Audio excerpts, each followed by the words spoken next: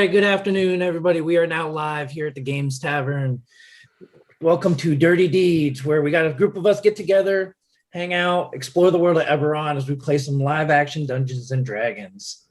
So definitely glad to have you here. If this is your first time joining us today, we'd definitely like to welcome you here. It's great to have you. Hopefully you stick with us in the coming weeks. It'll be awesome. So just remember, go ahead, follow us on Twitch, and this way you can keep up with it. It actually helps support us, the crew in the back, everybody here at the Games Tavern. We're really excited to get into the episode, but we've got a couple announcements for you here real quick. The first being, remember that if you have Amazon Prime, you also get free Prime Gaming, and you can subscribe by clicking the little subscribe button down at the bottom, and you don't have to pay anything out of pocket. And you get, this supports the show and the cast, and you also get access to all of our sub-only emotes, our subscribers-only channel on our Discord, and a bunch of other cool features. So please check it out, and if you can, please do. Thank you so much, friends, for your continued support. We love you for it. And what better way to show that support than by cheering on your favorite characters for tonight? Your bits and cheers show support for the cast and crew. Tonight, when we reach 500 bits, we will reward inspiration at random. But if you cheer 1,000 bits, you get to pick which character gets that inspiration. And a humongous thank you to D&D Beyond for sponsoring the show tonight. Go to dndbeyond.com, or you can check it out by checking the link to D&D Beyond in chat. All right, so tonight, thanks to our sponsors, we're giving away a D&D Beyond Player's Handbook for 5th edition. We're also giving away an epic character generator sponsored by Overhead Games. The raffle for the package will begin shortly, and we'll continue to take entries until the end of the stream when we pick the winner. So type !epic once you see the notice in the chat that a raffle is live. You must be a follower to enter, and you must be present in the chat so the staff can contact you when you win. That is very important. Got to be here at the end of the night. Yep, no, absolutely. And also remember, too, all of our live shows get uploaded to YouTube about 48 hours later. So if you need to go back and catch up on any of these episodes, see what kind of shenanigans this crew's gotten into over the last few weeks, definitely go check us out over there as well. So with that, we're going to go ahead and get into the show. So previously, our crew of adventurers were traveling the plains of Brilland, looking for their missing companion, Biscuit. They happened upon the grove that was mentioned in the letter that they received from Lyra, where they proceeded into the house, fought off some individuals in some non-lethal ways. Non-lethal. Managed to dispatch of most of them, went into the basement, and they started searching around for Biscuit. They found a few curious objects and a few experiments that had been taking place here in this cabin. Dragon marks being distorted, and even talk of a experiment to tattoo aberrant dragon marks onto individuals. Upon trying to rest for the evening, they noticed some fire shooting off out of the grove. They went out and they were able to track down a scared and terrified Biscuit who had been the subject of one of these experiments and had a aberrant dragon mark tattooed on the back of his head. They brought him back, gave him some food, even had an impromptu cooking show. If you missed that, you want to go check that one out. Steele and Echo taught everybody how to make risotto last week. So, but they proceeded to have a meal as Taryn was running around the cabin trying to light the place on fire. But they all bedded down for the night, had a few dreams, kind of revisited them a little bit. Then when they woke up, had a nice little breakfast, and just as they were finishing, Biscuit, expelling a jet of flame out of his mouth, ignited the cabin on fire. And as our adventurers depart the cabin, they are now exiting the grove. planning on heading towards the Mournlands to go find a ship that they are a bit familiar with from a couple years ago. So, adventurers, what would you like to do? Biscuit had heartburn. This is what happens when you feed him from the table, okay? It gives him bad indigestion. Hey, this has got nothing to do with my risotto. I have been feeding this to dogs for ever. It has never once caused one to breathe fire, okay? I do think that breathing fire and indigestion here aren't always one and the same. True. Yeah. I'm currently That's what it feels staring at the fire, the blaze, saying nothing, just looking on. And I pet Biscuit without, if he's next to me, I pet Biscuit without like bending down, looking at him. I'm just staring at the fire, and I pet him. Good boy. You look as the fire is just spreading and starting to come through the roof of this cabin in the middle of this grove. Everything's starting to be engulfed in this flame. What's the weather outside? Smoky. So it's early morning. It's getting kind of smoky because of all the kindling and everything that was brought into the house. Like, Looking up at the sky, it looks like it's a fairly clear morning. It's still early spring. maybe we should get out of here before the smoke kind of signals anyone else that's looking around. Yeah, that's fair. Bro's Also, gonna- yeah, it's a great opportunity for one of those like walking away from the fire, you know, kind of slow mo. Oh yeah. It'd be great line if up it was like an and keep explosion, walking. but No. You just need a really big fire in the background. Everybody thinks you're cool. As you all start to walk out of this grove with the burning building behind you, something that you had missed in the house, a small keg of black powder explodes. You all have this nice explosion behind you as you slowly walk all away. right, now you really How need to get Sarah's going. 100% does not stay looking forward. He looks back at it like, holy shit, No. Look forward. You're ruining What the the hell? moment. that was so loud. No, you gotta pretend you didn't hear. You just keep walking. Says the you know? man who only casts Toll the Dead. Do the walk. Literally bang a That is a gong big- next to your Heard head. louder things. Let's We go. knew, Let's go. we knew that was happening. That was not planned. I do not always know when you're about to ring that dang thing. I apologize. Wings. So now that you have had your epic moment, I am having trouble talking tonight. I'll figure this out. As y'all Did we have hit your reset? yeah, as y'all have your epic moment walking away from this building, walking out of the grove, the ship that you are looking for, you know, is to the northeast of you, probably about 2 days or so journey. How do you plan on proceeding towards the Mournlands? Now that we got Biscuit, I think we should take it slow. I mean, he doesn't seem like. I mean, it doesn't look hurt too bad, but I mean that patch of messed up fur, he can't be comfy. He And the broken does seem to be walking a little gingerly, like he's a little weak. Oh. This might also be opportune time to try and train Biscuit a little bit more. If he is going to be staying with us, I would like to not worry about waking up in the inferno. No, absolutely, yeah. I believe walking on foot, making our way. Okay, so you're taking a not too slow but moderate pace heading through the plains, right? Are we power walking? Or are we just trotting No, along? I mean, try to go at a decent. I mean, let's kind of let Biscuit kind of, you know, set the tone, the pace, because I mean he's the one that's injured. You know, we gotta take it easy. Okay. Okay, yeah. So this is just kind of trotting right along with you. He's not as like bouncy and joyful as he was before. Having been here for a little while's definitely kind of brought his spirits down a little bit.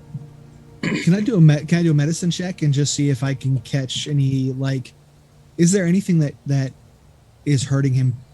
Like where is he like limping the most? I feel like I'm diagnosing my own dog. Like this is something I have to do all the time. Yeah. Oh, dude, why are you limping?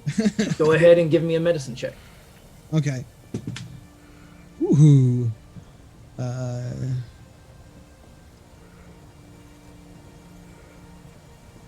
With the medicine, it is a +0, so that's a 12. So with the 12, you kind of get a sense a little bit that he's kind of, his breathing's a little labored, but that's really all you can kind of tell right now. So it seems kind of internal, not external. Yeah. Yep. Okay. Can't really put a poultice on that. You know when you eat something like really like heavy and fatty and your insides just feel burny? What if he just feels like that all the time now? I Would a belly rub I thought we help? this is what I was describing as indigestion. I mean, that is like constantly all the time. When you get to my age, it happens quite All right, I'm frequently. gonna go give him a belly yeah. rub and see if that makes him feel. A It little bit happens better. all the time? You have to be a little more careful. It happens though. I don't think I want to age. Yeah, I'm good. Join the club. Echo, as you go over, you start rubbing Biscuit's belly. His tail comes up and just slowly starts to wag. Oh, how you doing, little guy? He licks your hand. Feeling a little better? I don't know what that means. Yes, no, kind of. I'm a dog. Biscuit. So He's like a Pokemon. He's just saying his name over and over. That's good. So you see Biscuit go to try to bark, and a ball of fire shoots out off up into the sky. No, Biscuit, no. Okay, so I mean, we should encourage to let it all out. Like, I don't know. No, I don't want to keep it in No, I think we want him to be able to do it when on we tell him. command. Yeah, it's like how Okay. you teach speak so that Upstairs. you can teach quiet. Maybe Halceris can try something with us. You know more about biology and healing stuff, right? Hey, Do we see- I've had experience. Can you check to see if like the fire coming out hurts him or makes him feel better? Like, is there any way we could tell that? I had done a medicine check before on Biscuit after seeing the fire. It didn't appear that he had any like scorch around his mouth, right? Like it was more No, so like you did impervious. you did notice that there was a little bit of like blistering and some like almost like scorching on the inside of his mouth and kind of in his throat a little bit. Okay. You did notice it didn't seem too bad though, but you did Sure. notice that there was some. It would seem to me that it is probably more of a. I do not think it is a sort of charge that is building up inside of him that needs to be expelled. I think it is more of a. When it is released, it might hurt him slightly, but I mean, it is like using any magic, I suppose. Wait, magic hurts you when you use it? It could. Some of There it is always does. a chance for backfire. Especially learning new spells. I learned that trick a couple of times. Well, if we help train him, do you think it'll hurt him less? I think over Sure. time he'll get used to it. I couldn't tell you how many times I've frozen my own fingers. This is Yeah, what I but mean. getting used to it and hurting less are different things, right? I mean, just He- putting up with with- it is one thing versus like, With Hurting a little bit training, he less. might be able to control the ejection, so it is not so much spread into his own mouth. More like control. He might learn better control. oh, we should help him out. Of course. So Great. how I got do an we idea. want to do that while we I travel? already got an idea. I'm gonna pull out some of that jerky that we've been feeding him periodically, and I'm gonna take a piece out. And I'm gonna go. All right. Okay, Biscuit. Speak. We should have a code word for give me an it, animal not handling speak. check. Not speak. not like it should be something else, something cool. Then what should it be? Okay, Gravy. tell me that. Biscuit, make the gravy. No, never mind. No, I don't want that. Nope, bad choice. Bad choice. Can we backpedal now? So you're trying to get Biscuit to speak for the treat? Yes. But we Give want me a animal code word handling. because so that way our enemies can't know. I mean, we only have to say it once, and our enemies probably won't be alive to know. I mean, it's a fire-breathing dog. Animal handle. Ooh, okay. I also have a 0 in that, so that's 16 on the dice. So, I was gonna say, can I be helping, but you already rolled. so you see him kind of looking. He's looking at the treat, and you see him kind of hesitating. And then he goes to bark, and another firebolt comes flying out just past your hand. Oh, God. Good boy, and I hand him the treat. He eats it pretty quickly. So each DM, time he does this, does he seem to be getting like weaker or more tired from doing it, or is it totally normal for him? Give me insight. You're asking the wrong person for the wrong and DM, roles. would I be able to, Can I- having seen can I- Biscuit do it a couple times, would I be able to 5. identify any of the magic was that he's trying to casting? I was also trying to say, can that be an assisted roll, since I've been trying to gauge the same thing. So like making him do it to the command. Can I have helped her? Yeah. So yeah, you can have advantage on that. All right, I'll roll again. I'm nervous. You got Oh. it right now. It's a 19. So Thank you. you get the sense that it scares him when it happens. Like it almost, because when he's doing it, it's almost like it's hitting his tongue as it gets shot out, and so it's That's kind of so scaring him a little bit. relatable. So Halceris and Steel, both of you go ahead and give me Arcana real quick. Oh, I do this. Okay. Bam. 19. Good, because I got a 9. Okay. So you've seen people use spells like this before. It's basically the cantrip Firebolt. Whenever he goes to bark, he's using Firebolt. And thinking back to when you were in the cabin, it was almost like somebody casting Burning Hands. This is what I thought. The fire dog. So he's got more than one attack. Biscuit evolved into a fire type. Like So Your type. those of you who know about Dragon Mark, the aberrant dragon marks, you do know that when somebody has one, they get a cantrip and a first level spell. Basically, that they can use one. Like the cantrip is more frequent. The first level spell's a once per day kind of thing. So we need. That's going to take some time to train if we can only do it once a day. But hey, I mean, we need to find. We got to find out a good. We can think of a really good code word for his once a day. Well, I think it's going to be hard for Biscuit to differentiate between a more powerful burp and a less powerful, bark. I just don't think speak works because we could use speak in everyday language, and you don't want him to like catch that and be like, "Look." It should be. I mean, no. So, when you're training war dogs, like yes, some people, like other people, might use a specific word, but usually it has to be directed at them. So you say their name and then a command so that you have their attention first. So I think it'll be fine as long as we say, Biscuit, speak. We shouldn't have too many opportunities to say Biscuit and speak in the same sentence or close enough that he could think they're a command.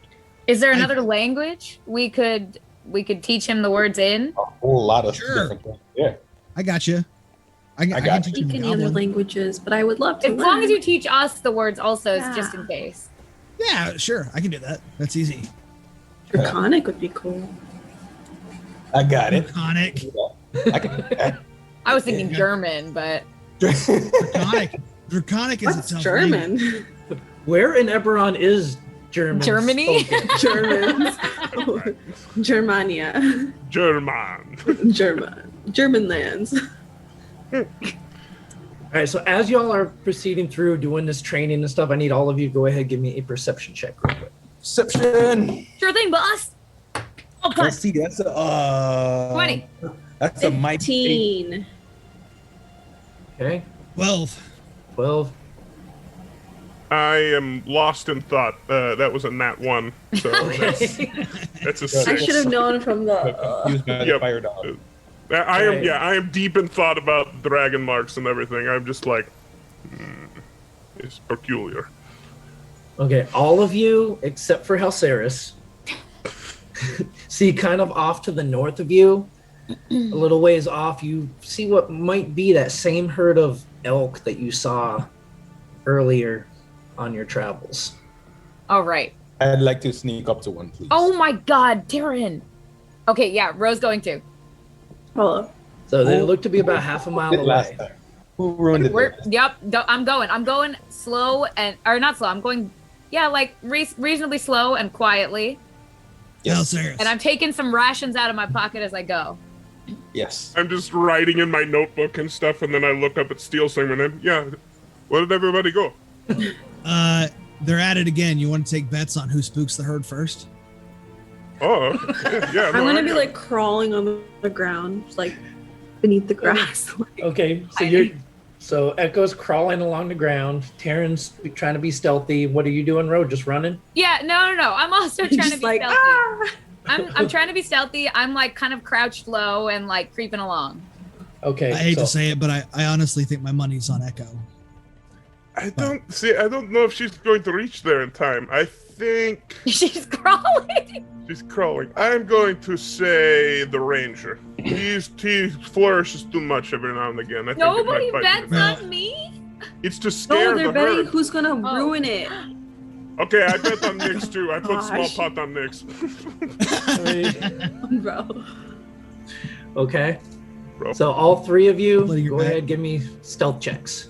I rolled it too excitedly before you said it. Do you want me to roll it again? Yeah, I rolled an 11. It's up to you. Oh. So you Yes. go ahead. Do it again? Yeah, go ahead. Yeah, that's fine. Cool. Oh, nat 20. Nat 20 plus 5, 25. 25. Okay, Echo. 11. 11. Terran. Hey. Dirty 20. Dirty 20. Okay. All right. So I mean, unless you set the DC to 10, then I'm okay. so I'm okay who did that. you all get about a quarter mile closer. So you close the gap about halfway. They do not seem to recognize or see any of you approaching. Okay. Well, Ro's gonna keep creeping. She's gonna have the rations ready. And then my plan is if nothing happens that is, bad, that when she gets like 40 feet away, she's gonna slowly stand up and like hold the rations out. And if any of them notice, she's gonna chuck a ration. Okay. Terran and Echo, no. what are you doing closing the distance? I want So to. there's still grass, right, that I can kind of like sneak through. Yeah. The tall grass. Yeah. So I'm gonna take some rations and kind of like flick them closer to the elk, but like remain where I am. Like kind of inch a little forwards, but remain like keep my distance. Okay. And see if I can draw them in with the rations.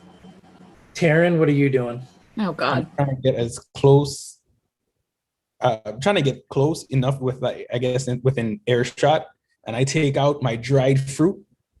Because last I They're checked, going to take something out, so I was like, please don't shoot elk them. Please don't don't shoot them. eat meat. So I'm Yep, gonna take I was going to ask, are these elk eating meat a lot? No. I thought like we'd also have like, like dried fruit or like Biscuits. Yeah. that kind of like. Nuts Yeah. and stuff. Yeah, so like the rations are gonna have some dried meat, some I'm not nuts, some chucking dried jerky fruit. at them. I don't know. Elk There's a lot jerky. in that pack. Training. Taste It's your literally brethren. elk jerky. Yeah, taste your brethren. Nah, man. Vegetarian ration chucking. All herbivores are Vegetarian opportunistic jerky. carnivores. It's canon. All what? All herbivores are opportunistic carnivores. Okay. Halceris and Steel, I need each of you to give me a perception check real quick, please. Oh no. The elk are actually sneaking up on them. It's a pincer move. Oh Plot 15. twist. 15, 14. 14. Okay, so you both notice as you're watching this, you see the grass moving where Echo's going. You see the grass kind of moving where Taryn's going and where Ro's going. And you see a fourth part of the grasses kind of moving. I look around for Biscuit. Is he with us? No, he's not. Dang it, I didn't know there was a fourth bet. I look at Steele. I say, we probably should have held on to him. Nah, what are you talking about? Biscuit's catching dinner right now. Damn it, dads. Y'all had one job, literally. I'm trying to catch us some steeds. A dog is a lot of responsibility, okay? You cannot plan for us to take care of this, all right? All Are you right. telling What me the- that you're not the responsible ones? This is your responsibilities. Echo you shade and it. Taryn, both of you give me a stealth check, please. Ro, your natural 20s carrying you over to this one. Ah. An 18. Okay. If you mess this up for us, Do it. I'm gonna Make me reach money. through this screen Sorry, and 16. strangle you. What was it? 16. 16. Okay. So the two of you Yeah, are slowly Sarah's- going. You pull your fruit out. You pull your stuff out, and you're approaching Echo. You toss your little piece over to him. It's not a toss, it's more of like a flick through. Flick. Okay. Very Bro. particular. You Should I stand by up chance? with your hands out, and they all stop and look at you. Hello, Hey, buddy. Cyrus, what do you think would happen if I yelled biscuit? Speak right now. No, don't burn that. How close am I? About 100 feet. Hey. Have we done enough training yet for him to know that word? So, real quick, Ro, I need you to give me Make an the gravy. animal handling check. Here it is. Oh man, we It ain't is. good at this, fam. 15. They bolt. Damn it! Damn it. No. I sprint forward. No, come on, no. Now, biscuit, make the gravy. Biscuit, You hear- speak. You hear Biscuit try to bark, and you just see a bolt of fire shoot out, and it just In- sails right over one of the elk. Oh God, Thank God. biscuit. And I the was elk, not going to lie. I was worried that he was going to set the tall grass on fire. So happy in between. Only you can prevent. I Or stand we're up. on Okay, fires. Smokey. I was gonna say, try to run. That's a to bear, catch- not a dog. The dog. You're trying to was, run to catch them? Take a bite I out of tried. I tried, but then I realized it doesn't make any sense. yeah. So, So I how, stopped. how long does it take you to realize that? I mean, Oh, Ro was ahead of me, right? So she was a little in front of you, yes, but once they bolted, you started running. Yeah, I try. It was just a reactionary, so I run about maybe 10, 15 feet past Ro. Okay. And I turn around and I just look at her. I know. Then I leave. I walk back to the dads. Yeah, I Well- like put my head down and I'm just kind of like kicking grass and like I just Sulking I on go my up to way her and I back. pat her and I'd be like, it's okay. We've all been there. No. And I start cursing under my breath. Well, Yeah, maybe well, one of these No days. elk for dinner tonight. I look at all of them. why did you couldn't have held the dog? I don't think the dog was the problem here. He's not.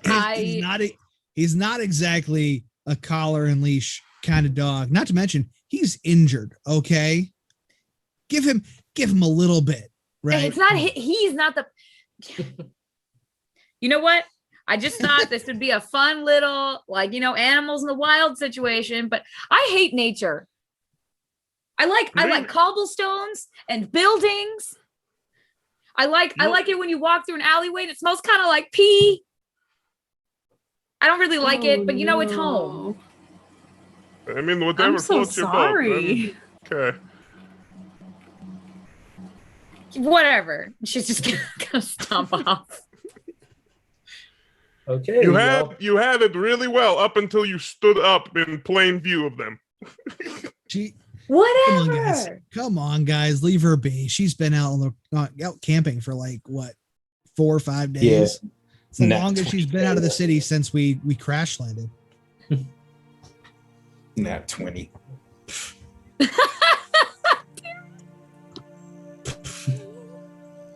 Okay.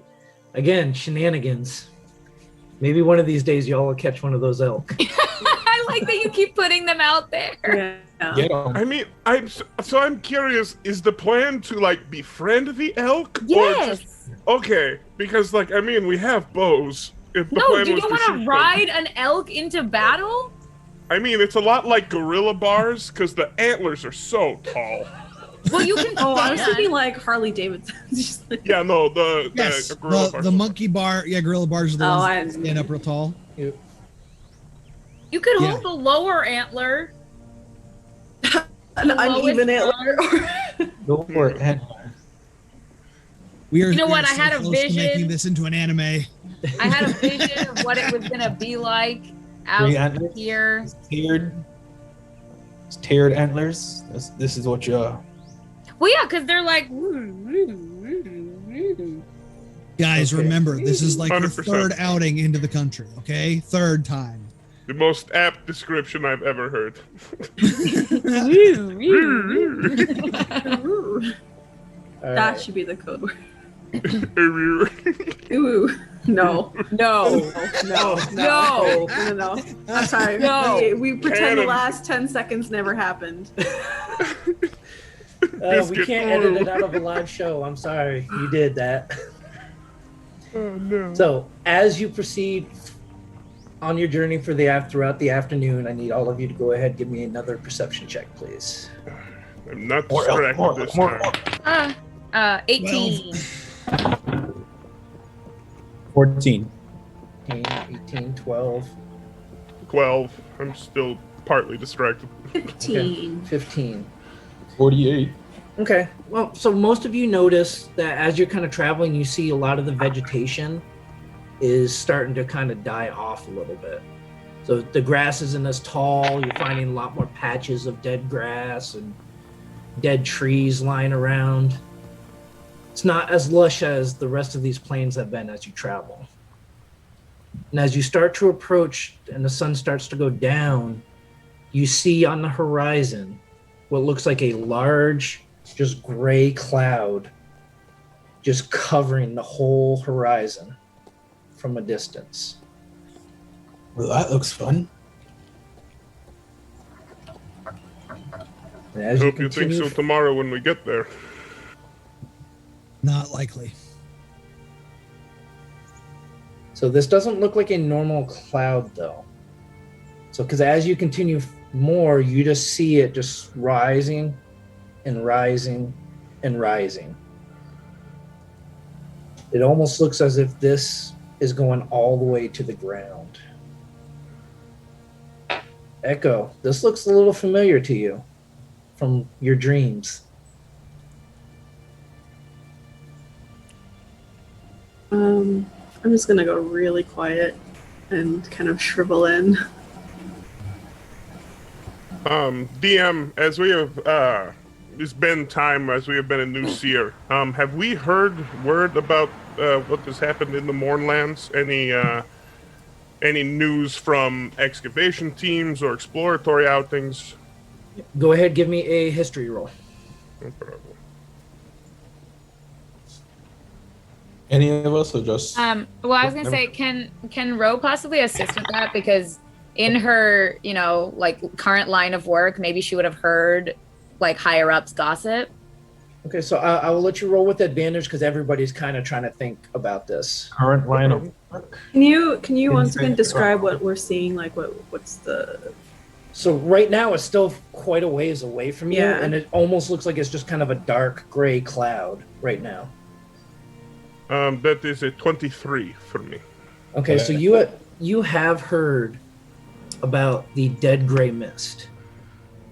It is a wall. It is a wall of just gray, clouded mist that, from time to time, when looking at it, people claim they see distorted faces. They see faces of lost loved ones, and this fog covers the entire Mournland.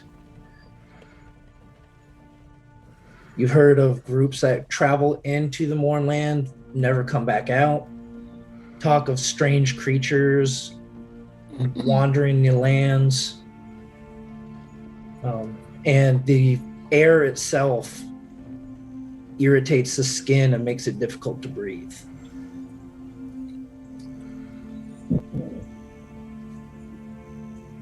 I don't like this. I don't like this. I don't think I like this. It'll be a quick trip. Don't worry about it. We've We seen will this be- before, though, right? Like we came out of the Mournlands. So When we crashed the ship. you were there initially when this first hit, but over time it's gotten worse. Yeah. We will proceed with the utmost caution. We will not be staying the night in there. It will be down and back before anything. If we do not see it in time, hard luck. We'll maybe try again another time, but we will not be staying within the dead gray mist. I agree. So I'm not gonna say anything, but even though I'm kind of like shriveled, I'm actually just gonna bolt towards the front and kind of like have a head start a little bit. Kind of eager to go venture in. Okay. So you all see Echo just kind of jumps out in front, and are you going a little faster than everybody else? Slightly faster. Okay. I'll keep a lookout. Be careful. Yeah, watch your step. Okay. Are we camping out before we head in? Well, it's what time is it now? Is it approaching evening? So so the sun is just about to fully set now. You've been out walking the plains for about 8 hours now. Can I guess about how long until we hit the gray mist? So it's kind of hard to tell because this looks like it's going all the way up, even beyond the sky from where you're at. If anyone is objective to it, I would like to hear a reason, but I think we camp for the night. We make our way there, find the edge of the gray mist, and we camp again. And we set out bright and early in the morning. Yeah. That's exactly what I was thinking. I mean, if we could push forward and get to like the edge of the gray, get closer to the edge, and then camp and go in first thing in the morning tonight, that would be ideal. But if it doesn't look like we're close enough, then I think so. we just camp now and see what happens when we get closer. Yeah. So go ahead and give me a intelligence check, Steele, or survival. I'll take the intelligence check. 15. So judging by what you're seeing, you're probably maybe another 6 hours out from this. Is that we traveled 3 hours. So you've Right, traveled yeah. 8. We could probably push it even to 4 more, get a full Yeah. Yeah. get a full 12-hour day. I mean, it's a long day, but we could sleep in even a little bit and make it there within 2 hours and have the whole day in the Mournlands. Like a I mean, vacation. but we could also, if we push it, then we are traveling on foot and then into the Mournlands. But if we just camp twice, and we have the full day to go in, I do not want to leave anything to chance.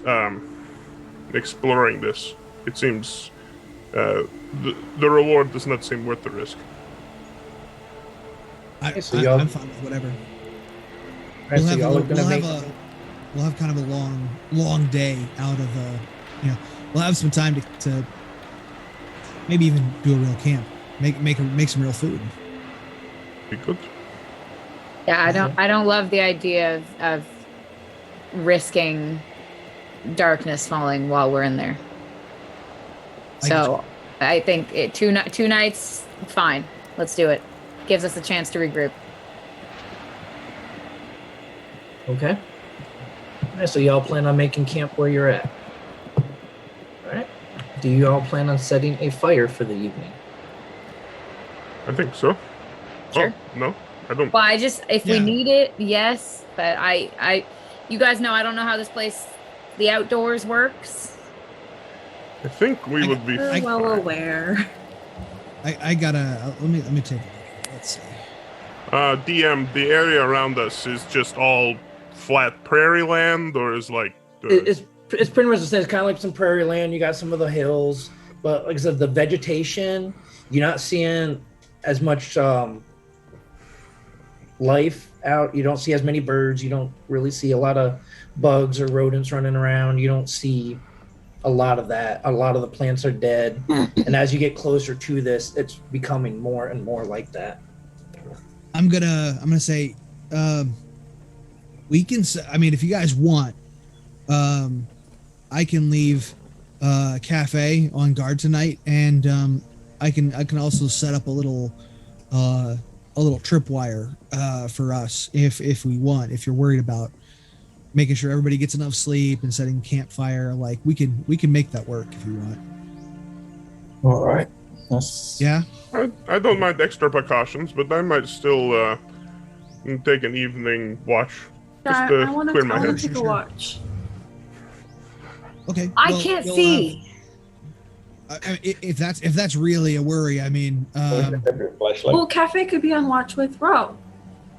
If Ro wants to take a watch. Sure, Cafe, sure. I was gonna say cafe will help all of you guys if you want. I think I'm good, but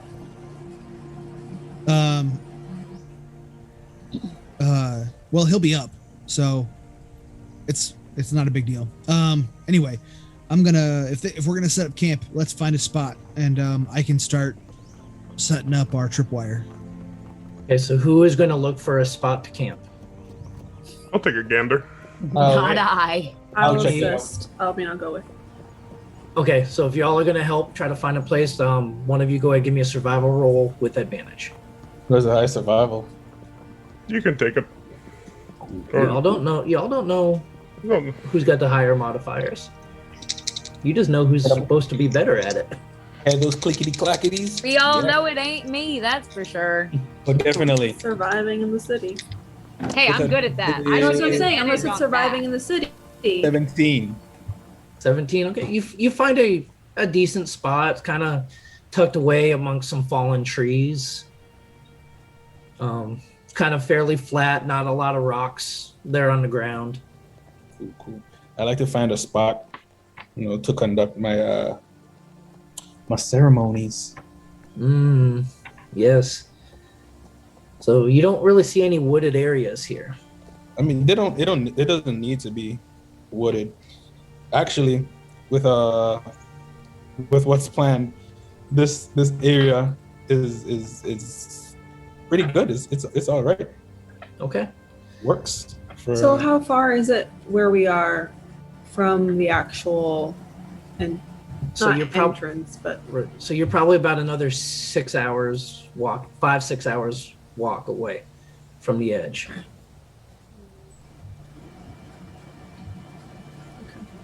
all right.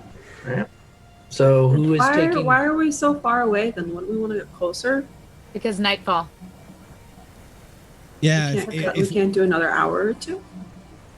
Well, Halceris was a little concerned about us getting lost in the dark and stumbling into the Mournlands, which honestly I agree with. It's not likely, but it's possible and not worth the risk.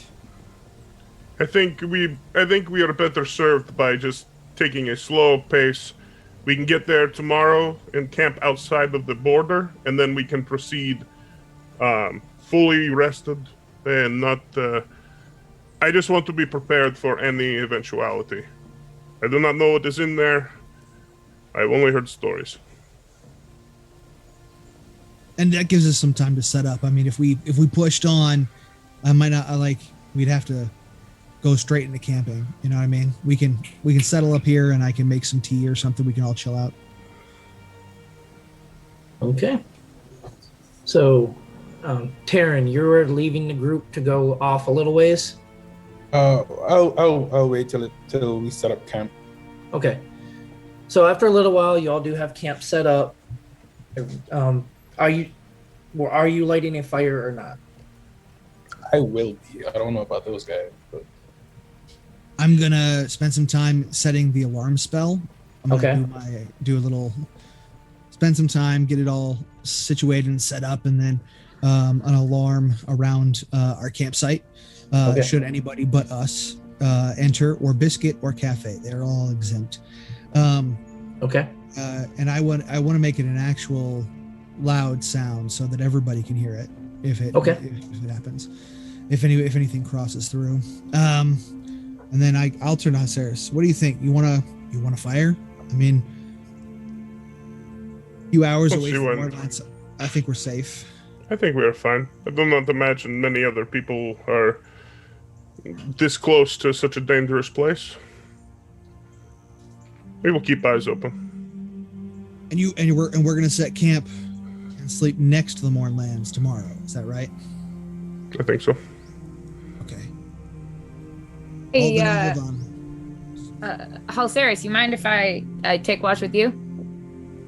Of course. Welcome to company. Okay. So you two are taking the first watch? Or Sure. Okay. And Taryn, how far off from the group are you going now that camp is set up? I don't want to go too far, but I want to be a bit ways away. So maybe I want to say 50 to 75 feet away. Okay. I guess. Is that far enough? Would that be far enough? I think that's far enough. 75. It's up to you. Yeah. Okay. 80. So the two of you Scott. see Taryn kind of walk off a little ways. You can still kind of see him in the distance. There really isn't much for cover out here. Ro can't see anything. It's dark. Flashlight. Flashlight. Okay, so for the first watch, go ahead and give me perception checks. Can I start? I want to start by, before we all settle in. I'm gonna have Cafe make some hot water to add some tea leaves and have some herbal tea before we all go to bed. Okay. You feed him out of your hand. It's like, come on, eat up the tea leaves. No. I just hold out my water jug and he sips up the water, heats it up, and then I just put the leaves in my tea. Yeah. Sure thing. But and there's plenty more for everybody else if you guys want some. Thank you kindly. help you I will sleep. accept. And all right, Cafe, you help them. Help take care tonight, okay? I'm gonna get a full night's sleep because I am beat. And he's gonna take the help action for all three watches, just to help keep an eye out. Okay. Everybody should get. We can't communicate with Cafe, right? Not really, no. He has the ability to take the help action, so he you Right. can't. No, yeah, no, I'm tracking that, yeah. Right, no, he will understand you. You will not understand a verbal communication from him. But yeah, he could alert you if something was really an issue. But yeah, that'll be. Okay. I don't know what form that would take. He might have to spit some water on. And how long is each watch again? Is it 2 hours or 2 hours. Yeah. Okay. Unless you plan on doing it for longer, for the 8-hour period. It depends on how many shifts you're gonna have. I'll take the last 2 hours. So. Oh, okay. Well, I was kind of Okay. fine. All right. I'll take the third watch, I suppose. All right, so Halceris and Ro, each of you go ahead and give me perception. Halceris with advantage, Ro, straight roll. 17. Okay. Advantage. Here we go. Also 17 with advantage. Okay. Not much really happens during your shift. You do, however, catch a little bit of what Taryn is doing. Taryn, What's that guy doing over there? go ahead. All right. So I got my torches again, and I set them up. This time, I think I had them in a circle last time. Yep. But this time, I have it's layered.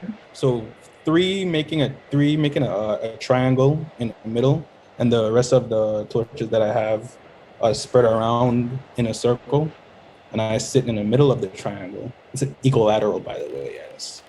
Okay. Just gotta I thought specify. it was that. a scalene, sorry.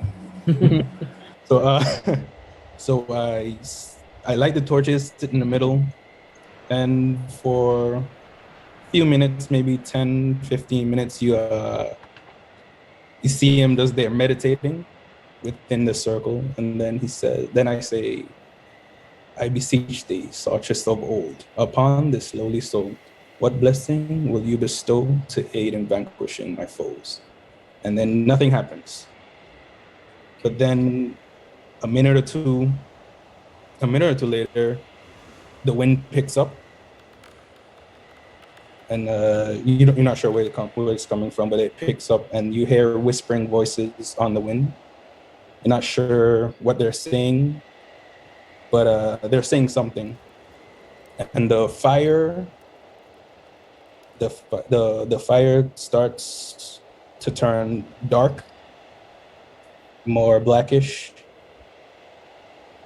And if you were close enough, you see me open my eyes, and they'd be completely black. And in a layered voice, like there's multiple voices speaking. You hear, when the sun sets into night, when darkness bleeds into light, where hope flies and flickers, sinking into an umbilical. From the realm of dread and gloom, the blackest flowers bloom. In a world with no iridescent gleam, the shadows reign supreme. And the black fire spins in a circle and surrounds me. And now I'm in a little black tornado, and that's the end of that. That's the last thing you see. So you all see that. You don't actually hear any of what he's saying, but you see all this going on. And Tavern, from within that flame, you hear the familiar voice. Your power grows. Soon it will be your time. I am not gonna answer to that. What I'm doing. Just a slight grumble. On my face, you see the annoyance is growing.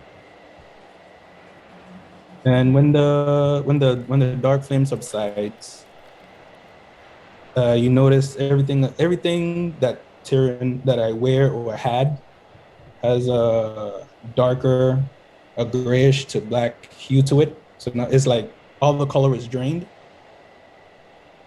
So you take the saturation and you just turn it all the way down. So it's kind of it's black and white grayish. So And you're then- Mad Goth, man. And I stand up and I walk back to the camp. And when I get back to the camp, you see there's a bar. I don't want to say. It's like a mask. It's from across my eyes, like forehead. Eyebrow to cheek, just across, like a mask. And I lay down and I go to sleep, and it dissipates. It fades away like a shadow. Did you see that? DM, and feel free to say no. Can I make a religion check? Because I saw some ceremonies going on and a lot of things. Who got sacrificed? Give me. Can I help religion him for the part that the torches were on? Okay, so I was gonna say give me a religion check at disadvantage, but if Ro's gonna help you, straight roll. State religion roll. Thank you, Ro. I am actually not bad at religion. 19. So 19. So you have, among the books and stuff you've read and some of the ceremonies and stuff you've heard about, some druidic magics tend to have this similar kind of feel to them. Yeah, it's like the vibe, the same kind of vibe and the feel to it. And knowing that Tavern is a ranger and being a full-blooded Valinar elf, this probably has something to do with his heritage. I Weird quietly say to Rose, I'm not entirely sure. I believe we were witness to a form of druidic ceremony. I'm not overly familiar with the practices of the Valinar elves, but it seemed, whatever it was, seemed like it worked. Valinari, Valinarish. Valinaresque. Valinar adjacent. I just want to say that even though it was really quick, roll RP wise, the ceremony, everything took close to about 2 hours. Okay, so that was pretty much almost your whole watch, You guys just watching this, you're like, which is why you didn't really notice anything else going on around. Right. Fire dancing going on. At some point, I would have like as the when he's just like sitting in the fire and I can't see anything. I would have looked at Halceris and just been like, so can I ask a favor? Of course. What do you need? Well, I mean, you tend to just know things, and I was hoping you knew something about battle tactics, like maneuver, strategy, that kind of thing. I feel like I haven't been very useful very often in a fight, and I don't have a lot more to offer than my blade and my whip. So anything I could learn would be helpful. I mean, to be completely honest, you are far more formidable than I am. But, of course, what sort of things would you like to know about?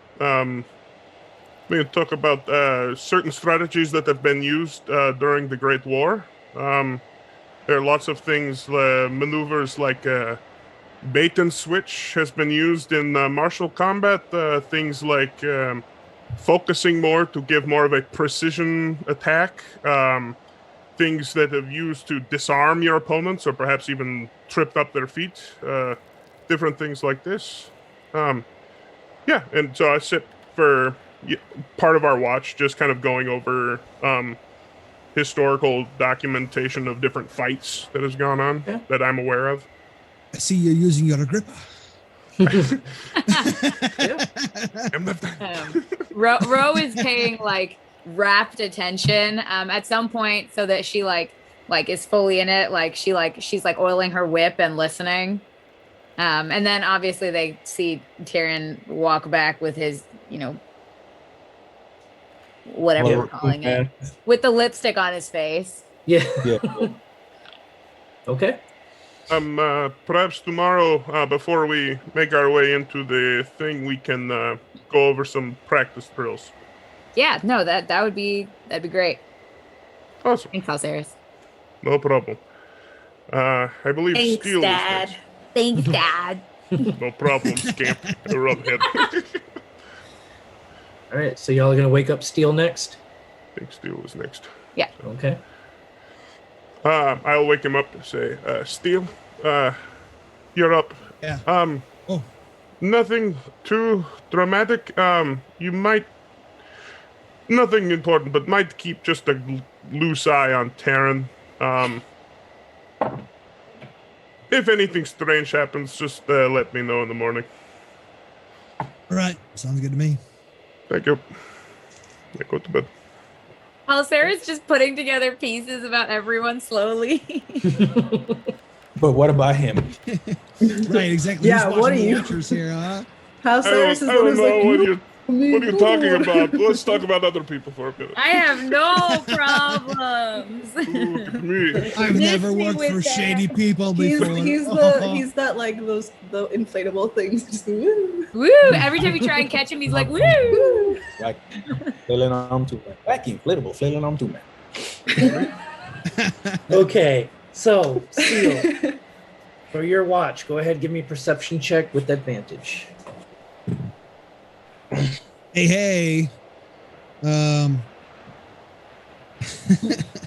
14. I was gonna say, wait a minute. Can I help the bird? Because I'm awful at this. No. Just sitting there drinking tea. You go check it out. I mean, He's way better at this. Like he would be over 20 with what I rolled. I got a 14. Okay. Yeah. Yeah, no, for your couple hours you take and watch, you don't really see anything out there. It just seems like it's pretty quiet. You do notice that like the crickets and stuff you would normally hear in a place like this aren't chirping.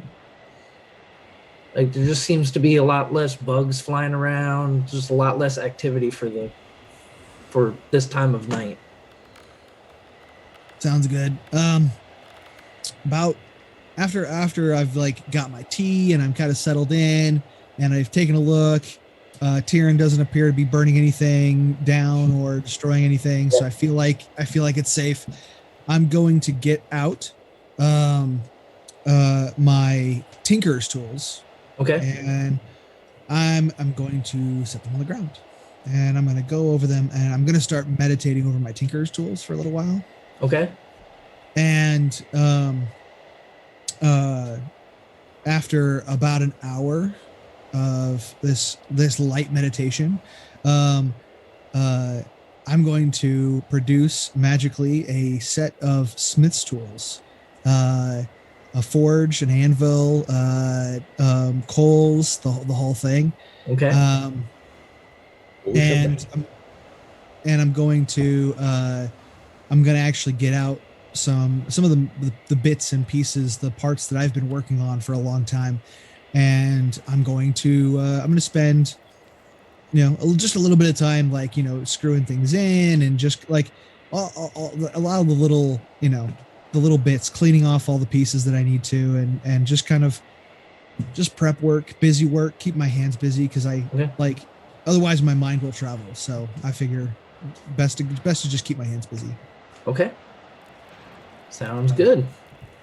About an hour of work and about 40 minutes of like tinkering around with stuff. But I'm gonna have my anvil and my hammer to do a little ping ping ping. Not nothing major, but I can make some little corrections and kind of get everything going. And then as my watch ends, I'm gonna disapparate it. Just make the whole forge disappear. Okay. All right. And then you're gonna go wake up Echo next, right? Oh, one other thing. Okay. No, never mind. Nope. I was thinking about doing something. I was thinking about messing with people, but I won't. Echo. Oh. Hey, what's up? Actually, no. You know what? I'll run this by you, Echo. I was really tempted. I was gonna play a prank on Ro, but I was thinking it might be a bad idea. What were you gonna do? Well, I've got this warm water left over from the tea. And you know what happens when you take people and you put their heads in warm water? Did you ever do that at school? Like, I've never done it, but I've seen people do it when I was growing up. I don't know. Maybe you should give it a try. But blame it on Tyrion because I don't want to get mad at you. Yeah. He's clearly being shady. Like I get you. No, yeah. But here, I leave it in your hands. You oh no! Don't give it to me! Don't give it to me! The blame pass. It's your idea. I don't want to take credit for it. No. This is. I don't want to get upset with me.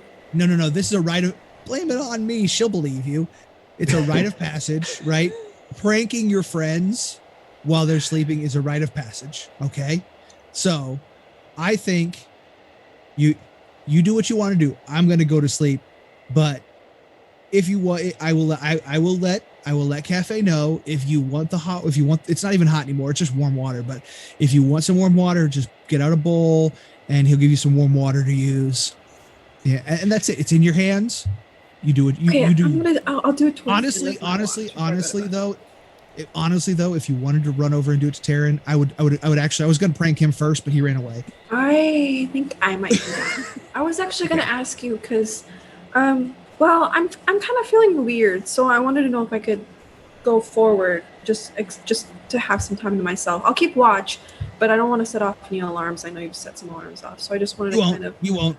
Okay, You're so fine. I'm just gonna go chill out over there for a little bit to keep to myself, fine. and then I'll come back, and Okay. and then I'll do the little thing with Tyrion. Do you want Cafe with you? He'll help keep an eye out. Yeah, sure. Okay. Just let him know if he's getting too in your business or anything. Nah, he's cool. Whack. Okay. All right. Well, Okay. I'm gonna finish my shut eye. All right. So I'm not going to do much, but I'm just gonna walk about. How far can I go away from them? How far do you want to go away from them? Well, so for I'm like nervous, but so for like 2 hours for watch, I was thinking of like a 45-minute walk away, but is that too far? That's up to you. You could also You can do what you want, Echo. Dungeons and Okay. Dragons. That's true. All right, yeah, I'll walk about 30 minutes away from them and just dear, why are you rolling? I'm just gonna I'm actually just gonna stare at the dead gray mist and kind of get pensive and think about how I've interacted with it in the past, and that's about it. Just Okay. Memories of the dreams that you've had, seeing your parents, enjoying dinner, that wall of the dead gray mist coming at you. All that starts coming back. Being on the airship 2 years ago when the bright flash went off in the distance and the ship starting to go down and crashing, all starts coming back to you. so I'm gonna get a little nauseous here. I'll try and stomach it as much as I can. I'm not gonna react. I'm just gonna like, all right, we'll be fine. Come on, Echo. You've been trying to get through this for the past 2 years. Finally going there. You're gonna be good. You'll be okay. And you have your team. You'll be okay. All right. Let's go. Give me a wisdom saving throw, please. Oh no!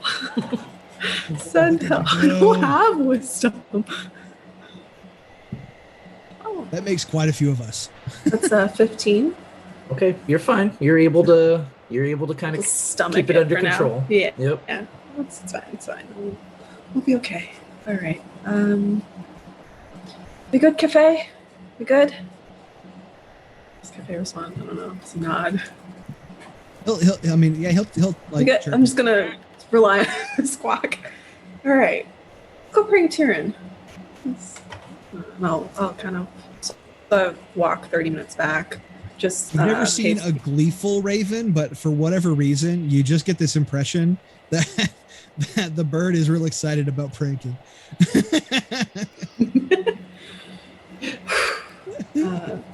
just like taking deep breaths, like trying to calm myself as I walk over to Tyrion, and then seeing him and realizing that, yeah, he's been kind of an a-hole to me, and I'm gonna get a little revenge. kind of distracts me from how I've been feeling for the past hour and a half or so. Okay. And so I'm gonna set the warm water, put his hand in the warm water, and then like run off. So what do you put in the warm water into? Isn't there a bowl, or is there something that? You have okay. I mean, that's what I'm asking. That's what. Part of my mess kit. Stuff. Yeah, Okay. yeah. It's So just part of- in okay, so you- Cafe. Yep. Cafe like opens up his chest. Like, Nope, not how Okay. not how that works. So let's see. Oh no! Don't make me roll. I'm nervous. Isn't it? Give me a sleight of hand check. Okay. Isn't this Yeah. at the end of her Nat 20 her right 2-hour now. watch? It's an 18. Yes. It is. It's an 18. No, it's not yet. It's not yet. It's not the at the end It's of her not walk. yet. It's not yet. Not quite. Okay. You're still in your trance. Yeah. Okay. So Taryn, go ahead and give me a Constitution saving throw, please. Saving throw. Yes.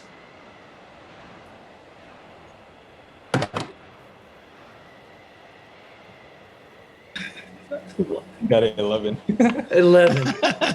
Okay. Yeah. So Taryn, what is the spell? What is the DC for not peeing yourself? 15. 20. No, it was 12. Oh man. Good sir. So Taryn, as you start to come out of your trance, you feel your hand sit in the warm water, and you feel another wet, warm area as well. Well,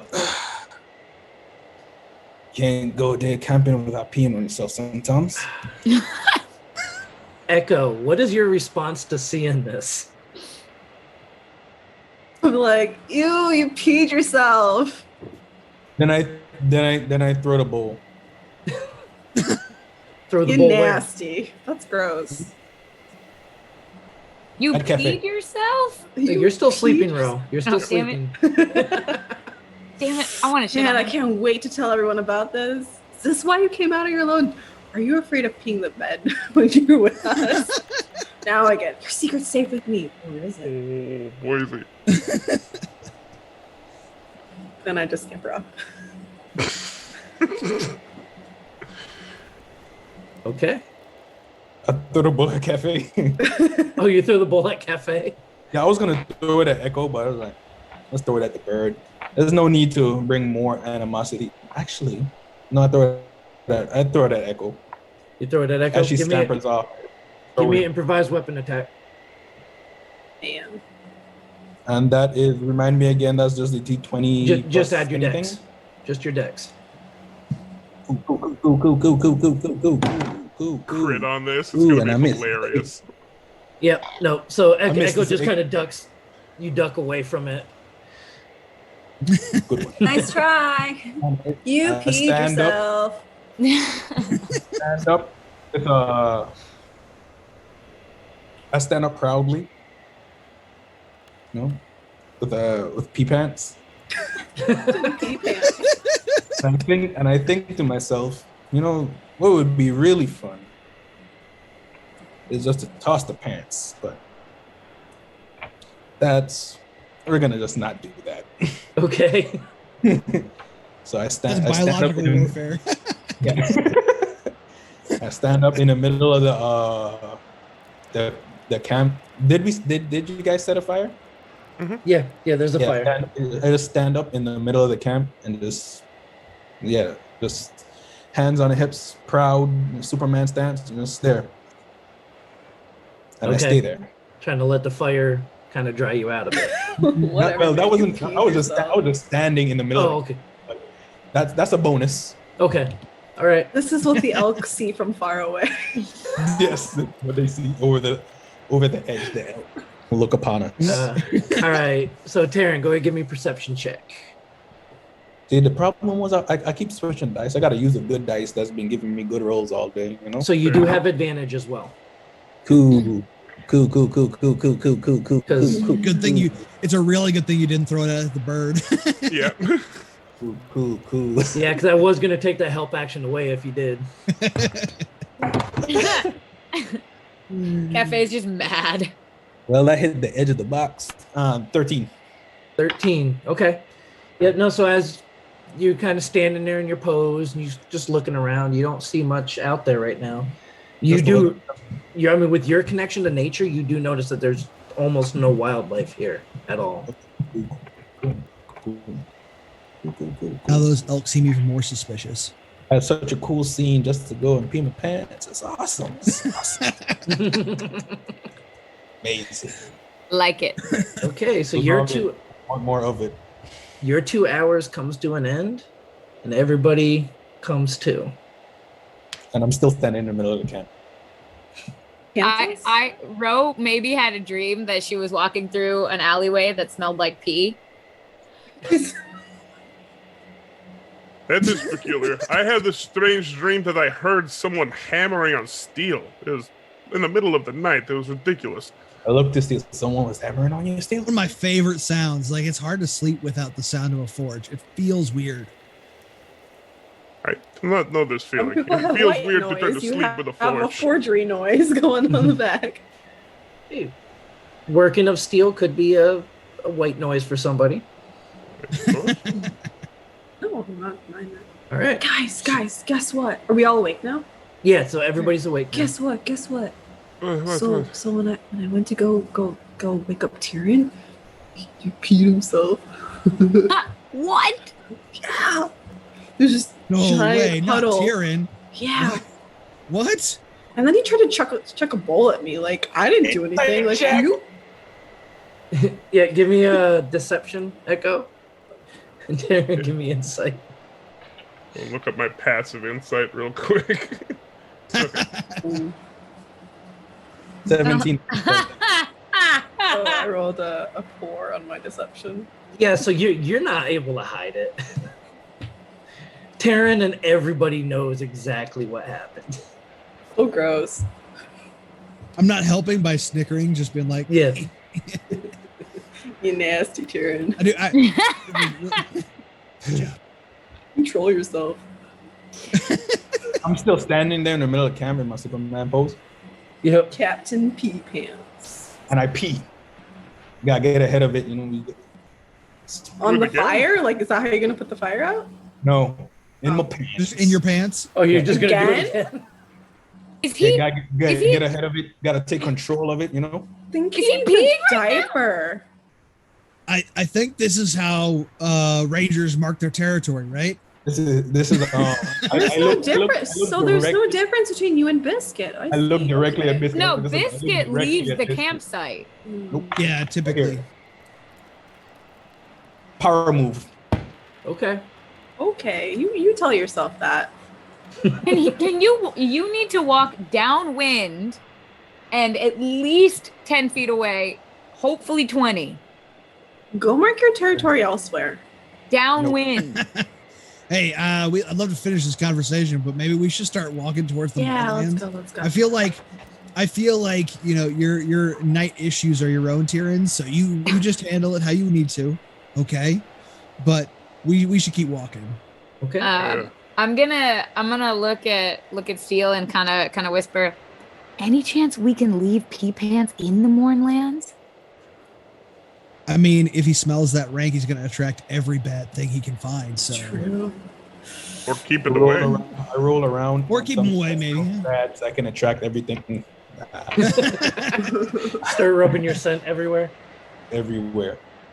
just Okay. eats a lot of asparagus for like the next day. Ew! No, that should have not been. Ew. We're done. Yeah. So All right. on that note, yeah. So you all proceed on towards the dead gray mist. So as you travel, you all are noticing that the vegetation is dying out more and more as you approach. You do not see any wildlife in the area at all now.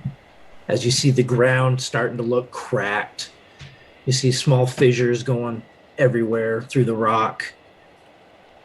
And after about 5 hours of traveling, you now stand at the base of the dead gray mist. As you look up, the mist goes as high as you can see. Just a dark gray cloud that you can't see into. And every once in a while, each of you thinks you see a face kind of form through the mist, and then it goes away. I'd like to collect my torches before we leave. Before we left the campsite. Yep. Just wanted to put that out there. Yeah. Well, Well, Saris, let's find a spot to settle in. And I had an idea for trying to speed up our travel time while we're in there, so we can work. Let's just find camp first. Okay. could I DM? Well, and then like about what time is it? We're gonna start setting up camp and whatnot. Yeah, but- so it's around noon, 1 o'clock-ish at this point. Okay. Can I mean, I have the spell, so I might as well give it a shot. I would like to cast Augury and to see if camping out this close to the dead gray mist will be a beneficial sort of experience for us. We get wheel or woe, or wheel and woe, or nothing. Okay. Do you have what do you have for the material components on that? I have my holy symbol, which normally is used to replace gold cost items that aren't consumed. So no, so it replaces all material components except for the ones that have a value to them. Oh, okay. Then I will not do that. What do you need? I need. I would need to carve some sacramental bone shards or other things. It would have to be worth at least 25 gold. Not something I have on me. Oh, I'll toss. I will mark a happy face and a frowny face in 25 pieces of gold, and throw them into the air. Okay. I kid. So it takes Are you you a little serious or are while you to do kidding? that. But sure. Wait, Hold on, does let me is double that- check is if that I gold have gonna that be much rendered gold. useless? I have 30 gold. I mean, it won't have an official stamp on it, but I mean, nobody's gonna care around here. Gold is gold. Okay, so let's see. So it's for the next 30 minutes, or Mhm. for what you do within the next 30 minutes, right? Yep. So is setting up camp here going to be a good idea? So as you find a spot that you think is suitable for camping, you do this, you toss them up in the air, and they all land heads up. As a positive sign. So we're I was good gonna for be the next like, 30 I minutes. was like, that's not weird at all. Right. Cool. It's my first time using a second level spell, so that was fun. It was very exciting. I'm glad we tried this. Oh, hey, I think- downstairs. Sorry. Go ahead. No, I think this looks like a good spot to settle down. Sweet. I got a question for you. I know some clerics are able to make like rations and that sort of stuff. Can you make water? Like on the regular, or is that something like Like on the reg, not. I could probably do so in the morning, but it's not something I normally have on me. fair enough? I was just thinking we might need to replenish some water skins because I'm probably going to do a little cooking tonight or today. I guess this afternoon while we're working. What are we making? You in? You gonna help? Obviously. Okay. So I'm offended you asked. hey, no. I mean, everybody's got their stuff, you know. I mean, if so- something pops up, then I might have to bail, but That's I think cool. I'm okay. I got you. Yeah. I'll put you down for a definite maybe.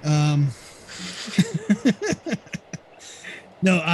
So I snagged some of the rice before we firebombed it all, and I used to travel with some shady-ish characters, but I knew this assassin guy.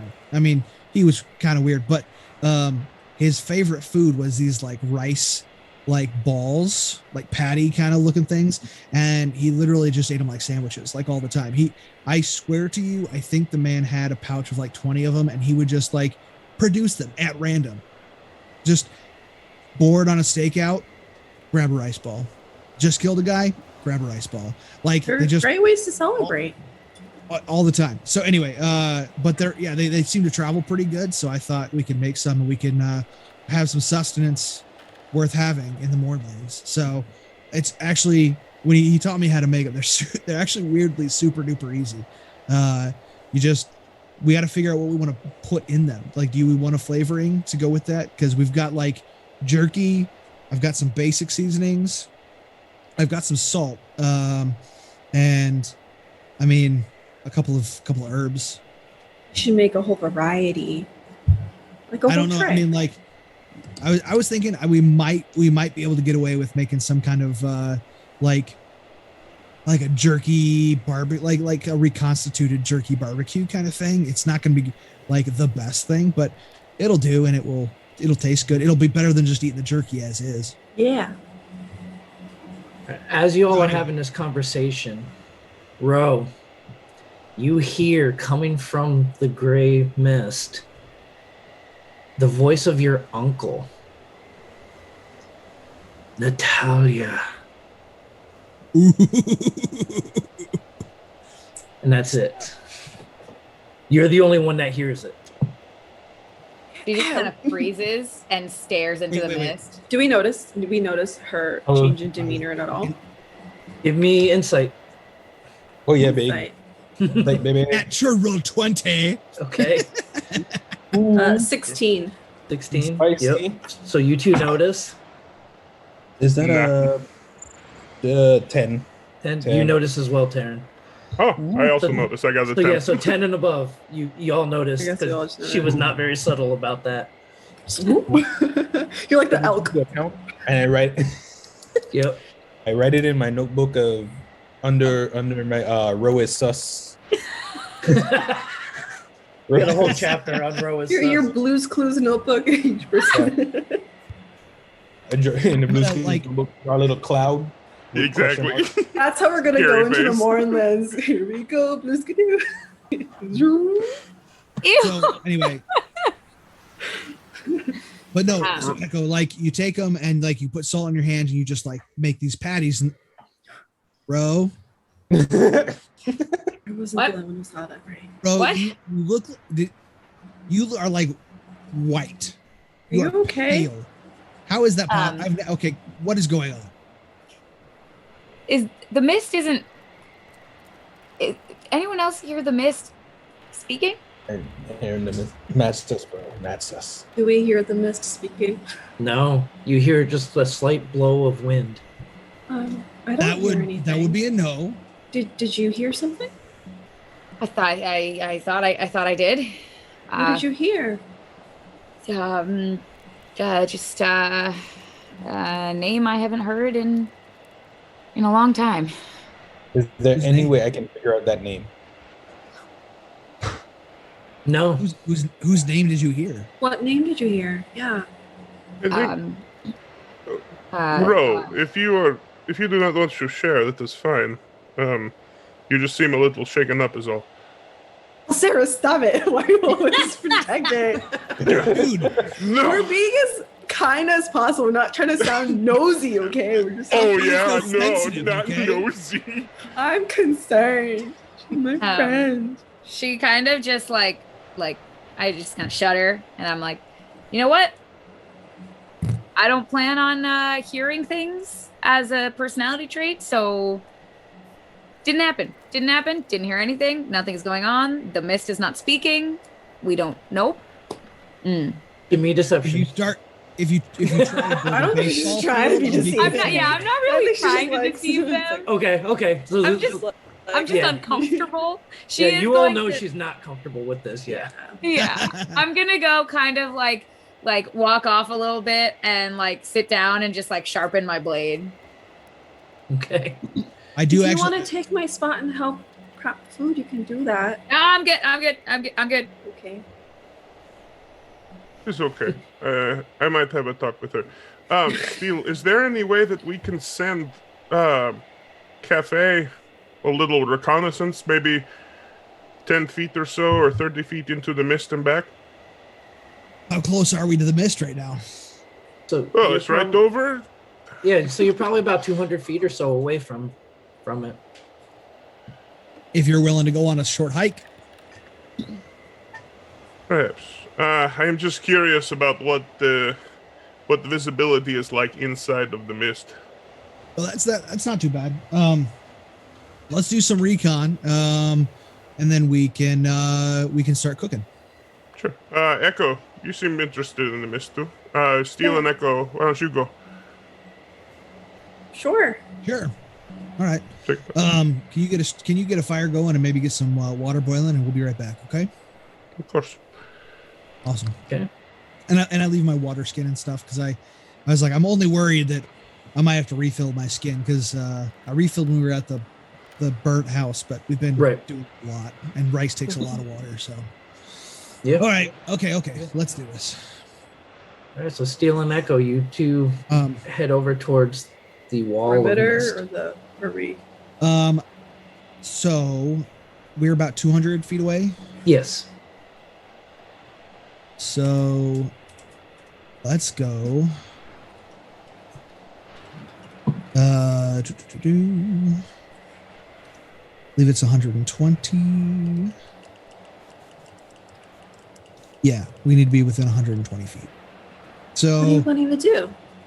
I'm just gonna whistle at Cafe and just tell him, go take a look around, come back. Don't spend any time in there.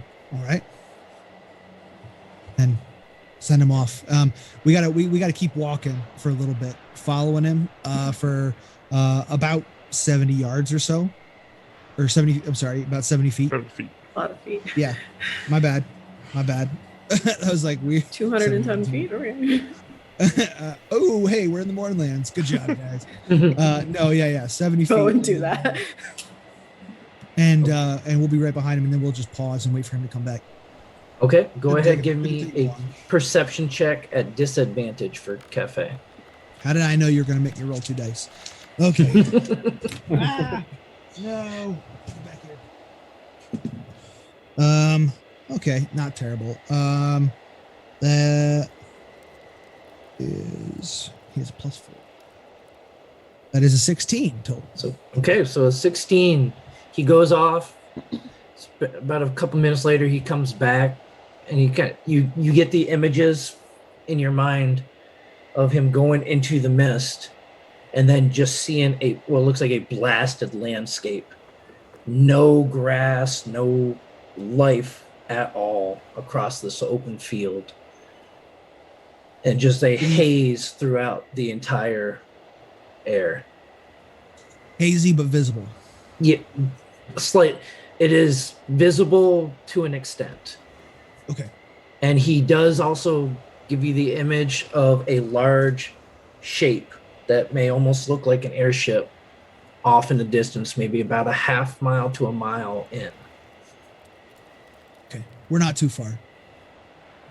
Okay, let's go back to Halcyrus. I'll let him know.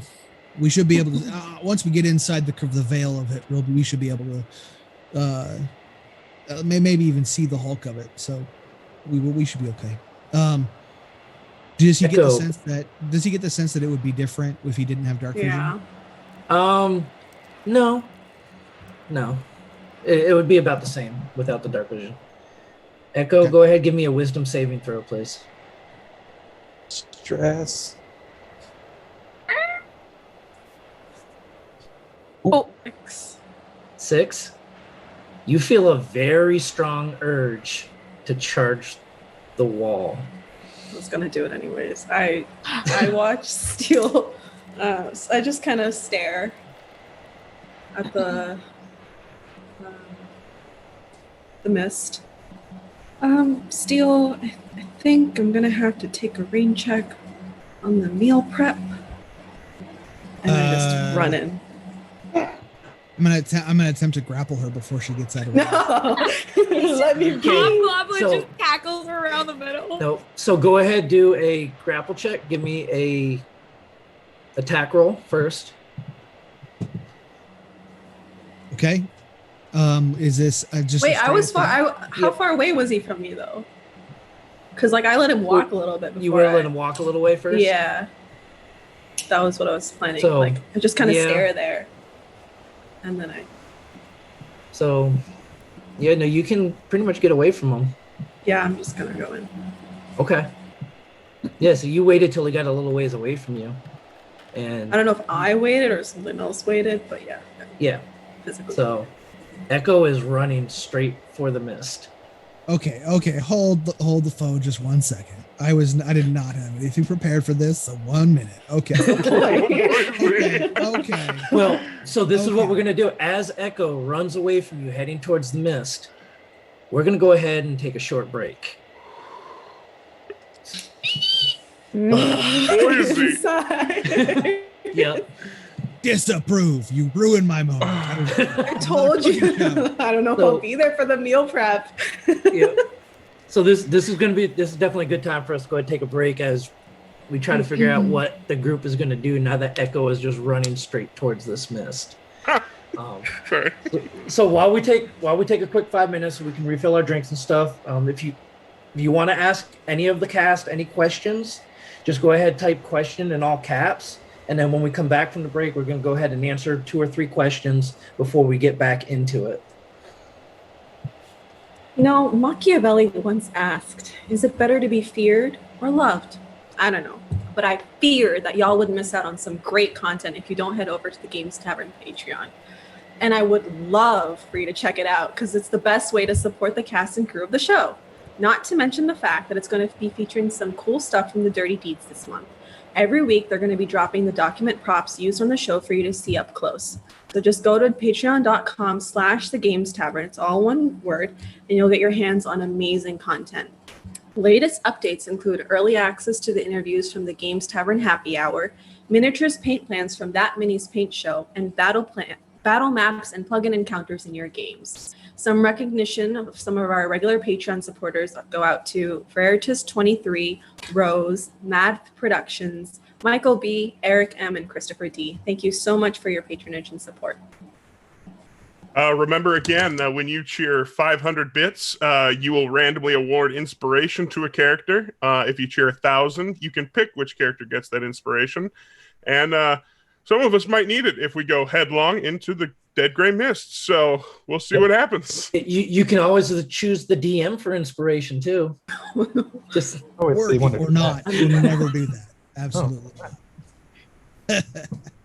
Don't forget, we are also doing a giveaway right now. We are giving away a D&D Beyond Player's Handbook 5th edition, as well as the Epic Character Generator, sponsored by Overhead Games.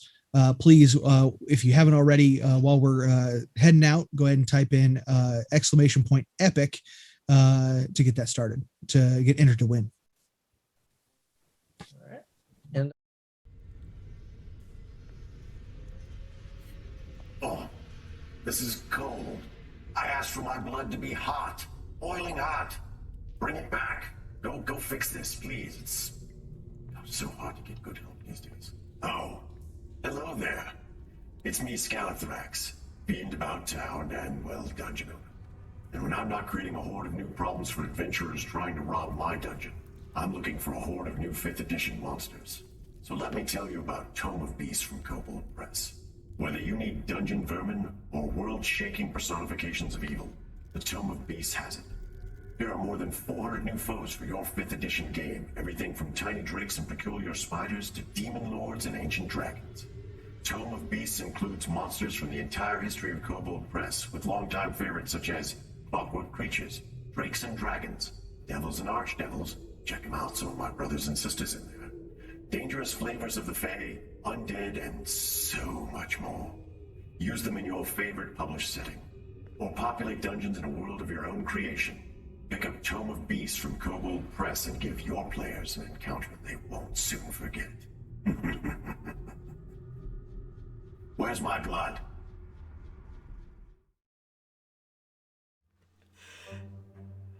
Hey, thanks for watching the show. It looks like you're having a great time. Let me tell you really quick about That Mini's Paint Show. Every Sunday at 5 p.m. Eastern Standard Time, 2 p.m. Pacific Standard Time. Every show, the host and their guests will be painting miniatures live on stream. They'll walk you through all the different techniques and products they use to paint miniatures to a high standard in a quick and easy fashion. They'll show you all the different things live, and on top of that, the audience gets to ask questions, and we're going to answer them live on stream. If you've always wanted to learn how to paint miniatures, this is a great way to do so.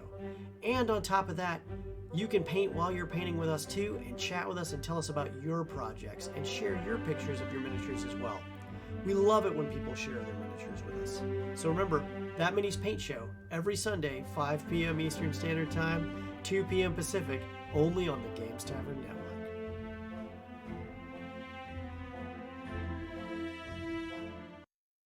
Hello, I'm Ardor of the North. When I'm not raiding Scalathrax's dungeons, I'm seeking tomes of magic to bring back to the wizened wizards of my own kingdom. And that's why I'd like to tell you about a tome called Deep Magic from Kobold Press. Their kobold minions have traveled the plains, seeking the secrets of magic. They've unearthed ancient tomes of forgotten civilizations. They've been bargaining with demons and creatures of the void, and scaling towers of Shadowfey mages to unlock their secrets. Their tome, Deep Magic, includes dragon magic, elven high magic, shadow magic, angelic wards, ley lines, illumination magic, rune magic, time magic, mythos magic, and even alchemancy.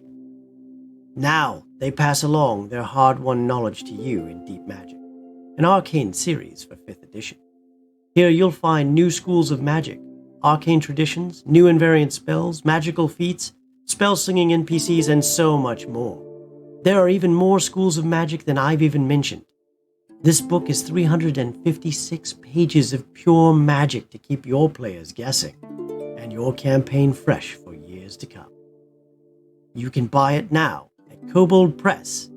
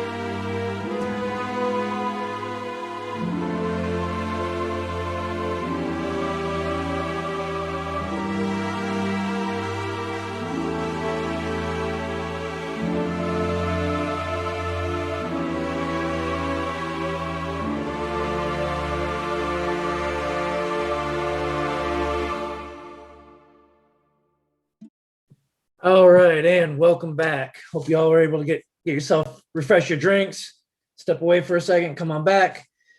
We did get one question during the break.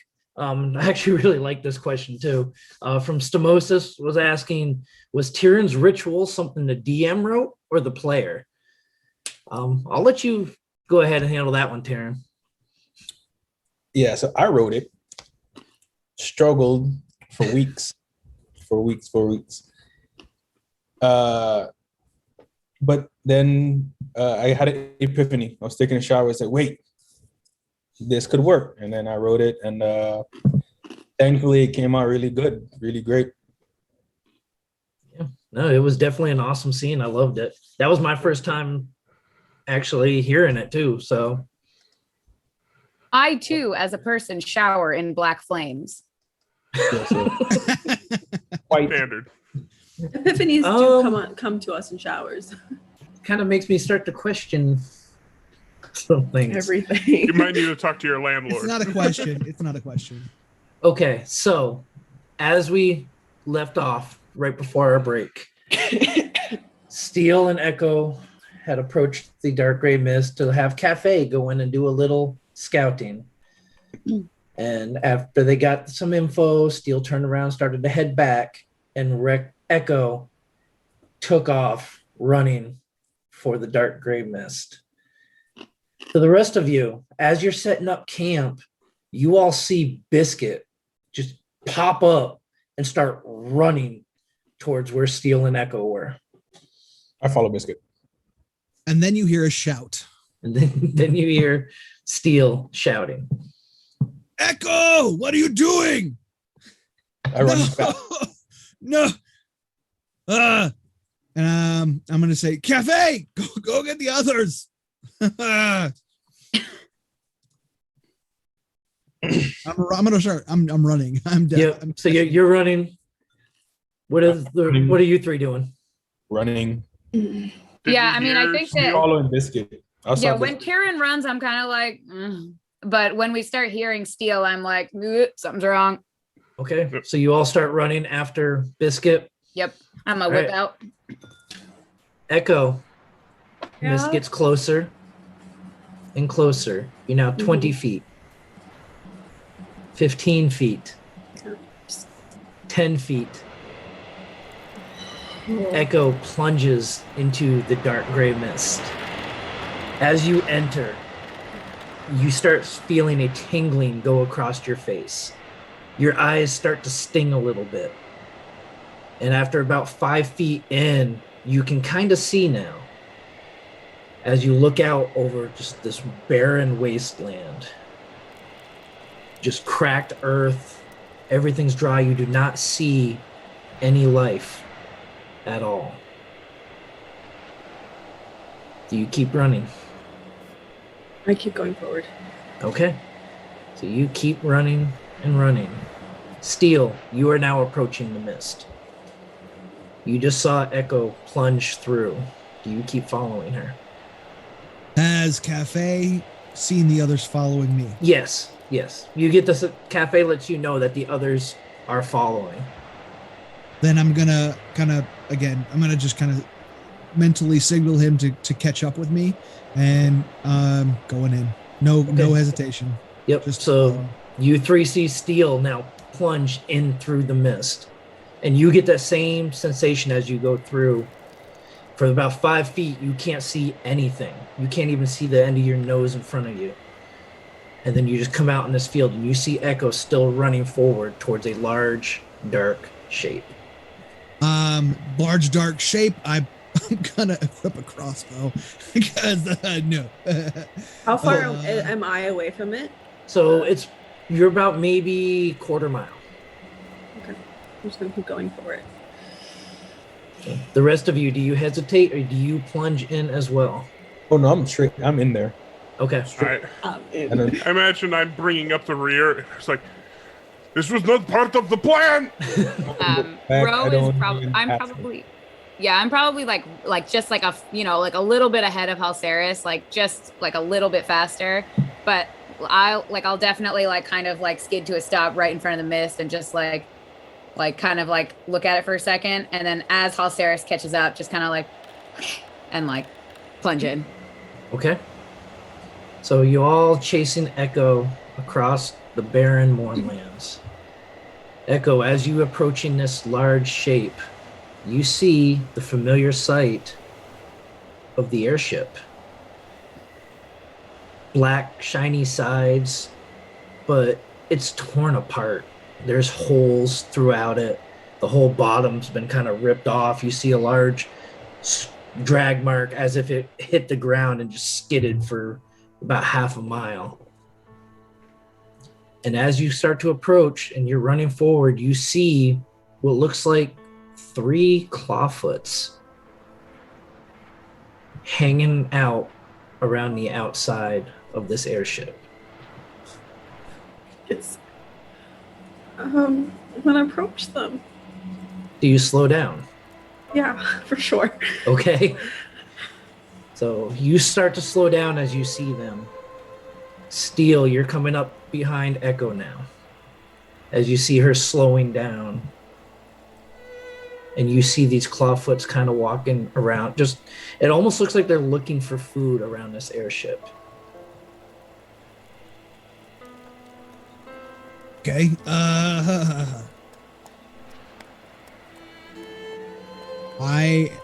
I'm gonna keep running until I'm a little closer to Echo because she's a lot faster than me. Yep.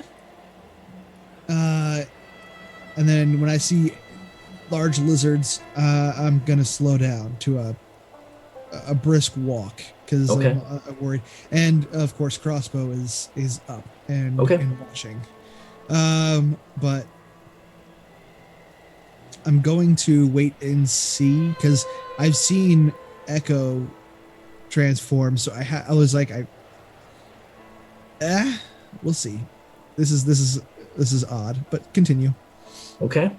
So the Halceris, Ro, and Tavern, you all see this now too as you're only about 100 feet behind Steel. And so as you come up, you see that they're both kind of slowed down and you see these 3 creatures just kind of walking around like they're trying to scavenge for food around this airship. What the hell is going on? Why did we get in here? So we heard Steel yelling that Echo ran in, right? Yes. Okay, great. I run straight to Echo. Echo is just currently mesmerized, kind of slowly walking towards these The hands are out, creatures. kind of like. Do I recognize them? Are they ones that I've interacted with when I was? No, up? so Like, they're not just ones that you've That's seen. okay. They're Okay. wild There. clawfoots. Give me an animal handling check real quick. Please. Oh, it's a 10. 10. Okay. Everybody give me a perception roll. My 20. first good perception.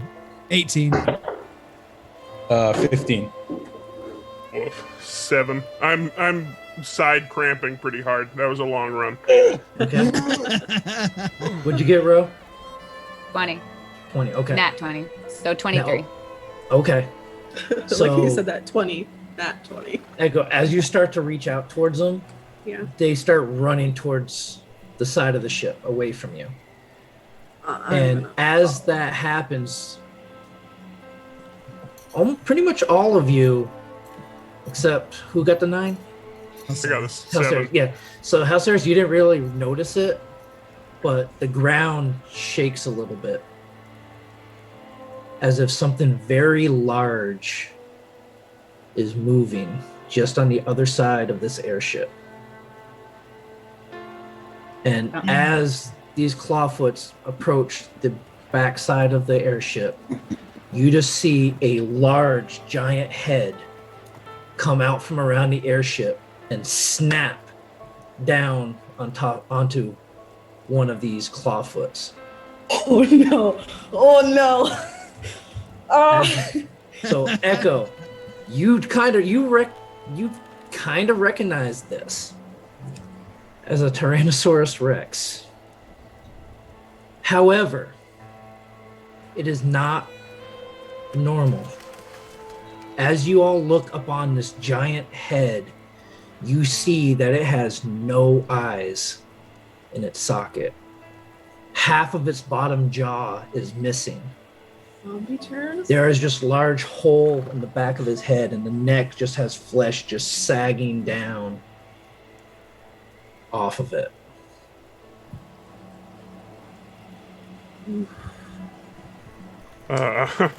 As it picks this clawfoot up and starts chomping down on it with what's got left of its jaw. What are the other two clawfoots doing? Are they running? They ran. Okay. They went in a completely different direction. Woo. Do we see any openings into the ship from this side? Yes, there are. I'm going to run up to Echo and say, let's go, and run towards the ship to try to get inside and under something. Okay.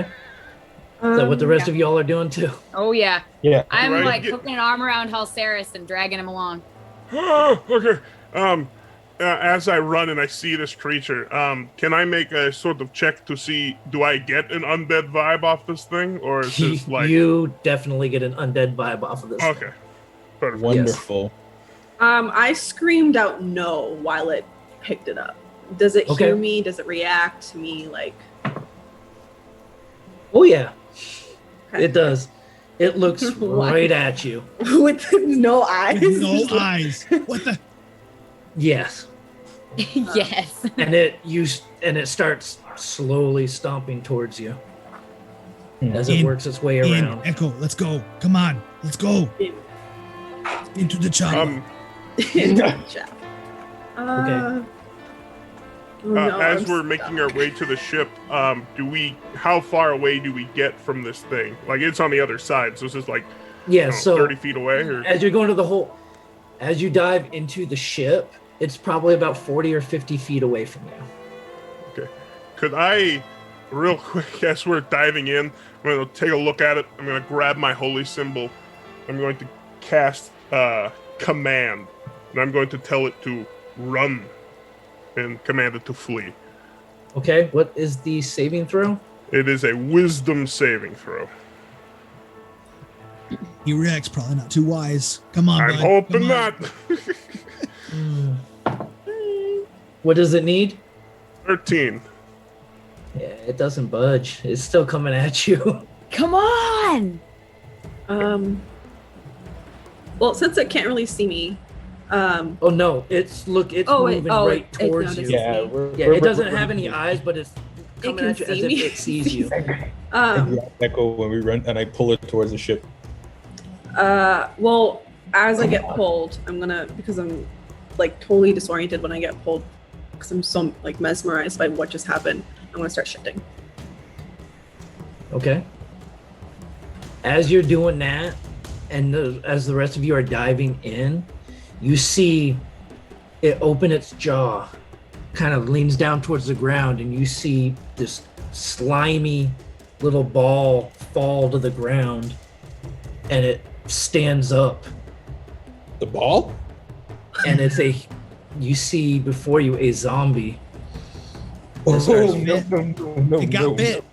You know this is what it got bit. This, How far away Wait, the is this thing? clawfoot is a zombie So now? you're about 40 feet away. T-Rex is undead because a zombie must have gotten in there and bitten it. Oh no! Poor And thing. it bit the clawfoot. The clawfoot's now a zombie. So now that you're seeing this thing, it has a huge chunk of its side is missing. You see ribs, you see the bones on its legs sticking out. If it You know, gets kind of looking like this a little bit. Oh boy. Oh, look at that. So Damn. yeah, Hey, so that's what you hey, see bro. coming at you right now. bro, I gotta ask a favor real quick. Yeah, what? I take my crossbow and the bolt and my bolt bag. And I go, trade me, please. Yeah, sure. And I hand her my crossbow and I take the tinkered one. Okay. I would say it once 30 the feet away now.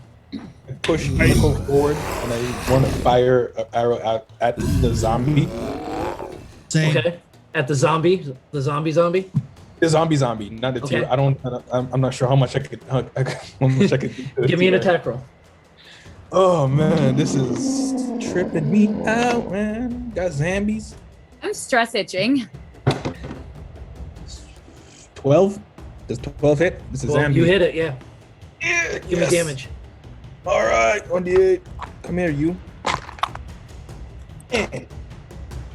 7. Come on. You see the arrow go out, hit its chest, and it just keeps slowly walking towards you. That didn't work. The T-Rex is now Go. 25 feet away from you. Go. And I'm pushing. I don't think running is gonna help. Hal Get in the airship. Steel, are you gonna fire something? yeah, I fire as well. I Okay. follow suit. So you're firing at the zombie or the T-Rex? I'll follow suit. I'll do what he did, and I'll Okay. shoot at the zombie. Okay, go ahead, give me an attack roll. I'm trying. Hold on, just a second. D&D Beyond's mad at me. It said please reload. And now, I'll reload. but I think I've got my bonus. So Shoot him again. okay.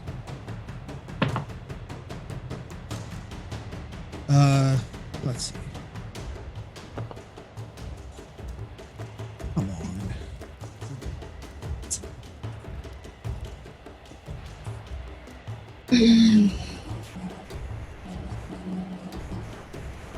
All right. So while you're doing Go that, ahead. Yeah, go ahead. okay. So I what you I got, would- Halceris? depending like if his shot fires first or not and stuff, but after that I would grab it, prayer quick and stuff. It's like, undead, find your rest someplace else, and I will channel divinity and turn undead. All right. So every undead creature within 30 feet of me. Yep. So So what's when the save? Wisdom 13. Okay. My shot was a 17 to hit. No, an 18 to hit. Yep. That's gonna hit the zombie. Okay. And that is That's not good.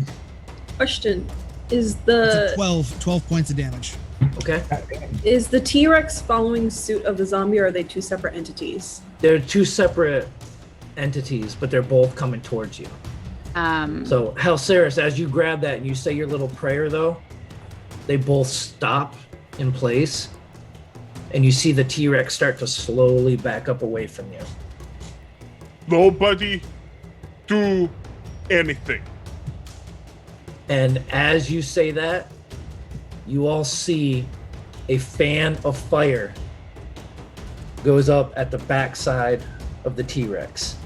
As you all see Biscuit behind this T-Rex, just hitting it with fire and running. As the T-Rex swings its tail at Biscuit and misses. Biscuit runs off and the T-Rex gives chase. Okay, I so give it- now I'm gonna- that oh, go ahead. I was gonna say I'm gonna give a mental command to Cafe. Help him. So Cafe's only action is going to be to give the help action to Biscuit. To Biscuit? Biscuit. Okay. Okay, so you see Biscuit is leading this T-Rex away from you. Okay, so I'm going to crash to the ground, start crying a little bit, and rage. Okay. And so I'm very it's not an angry rage, it's more of a confused rage. I'm trying to process everything that's going on right now. So I'm already shifted, like all my features are already prominent. So I have my claws out, my talons are out, my teeth are a little more sharp, and I am going to run. I'm going to.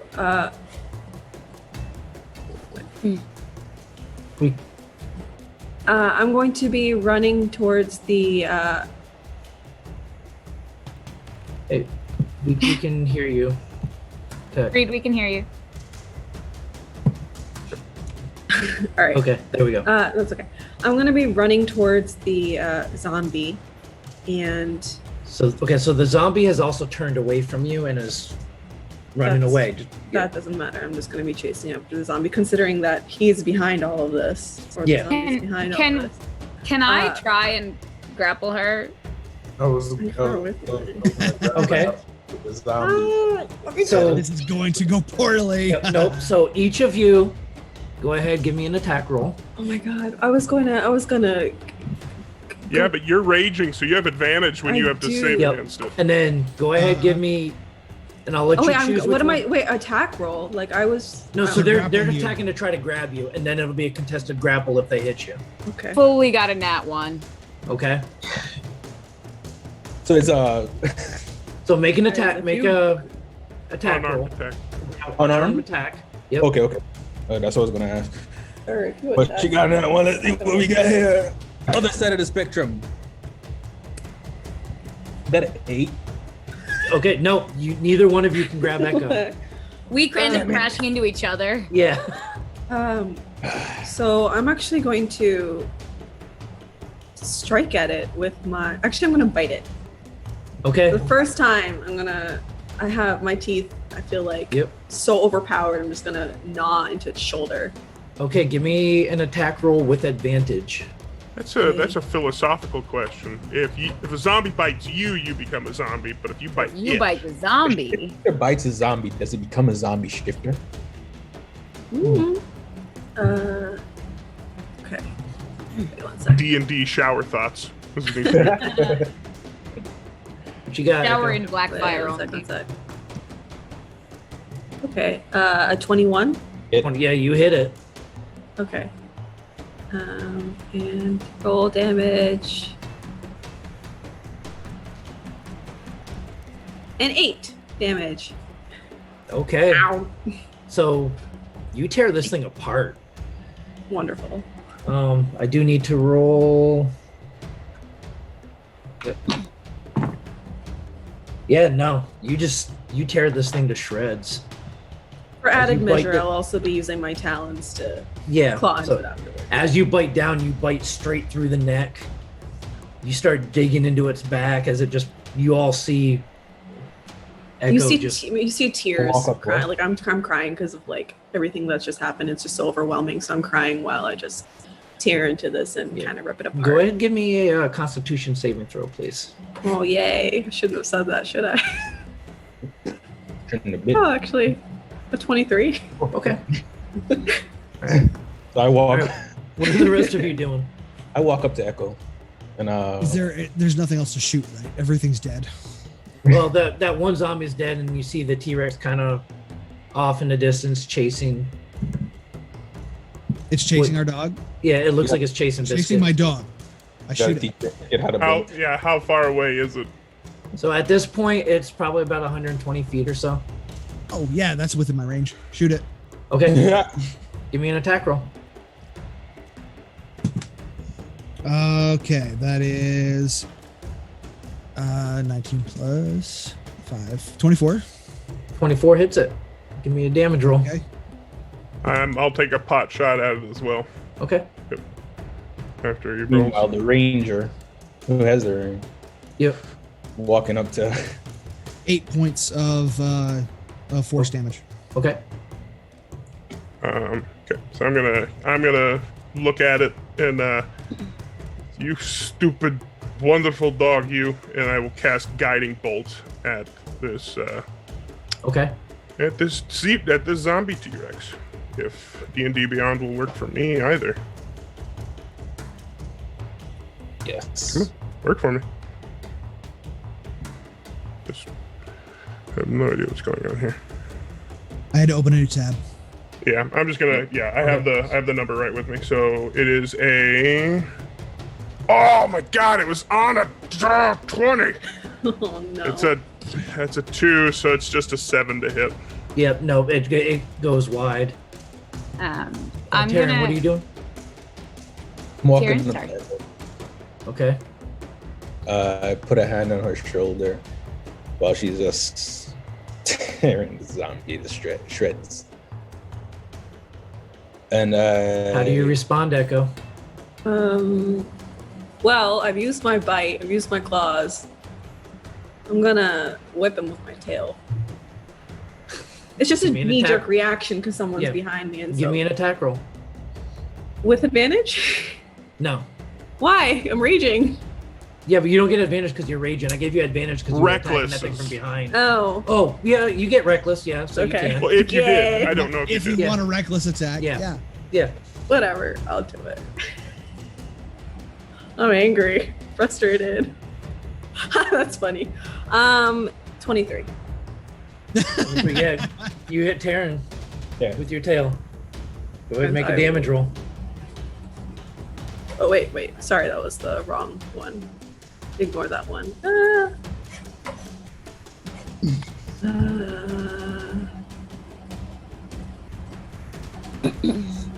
9 damage. I Okay. get hit. I get back up and I approach. I go to her again. What are you gonna do as you approach her? What are you doing, Ro?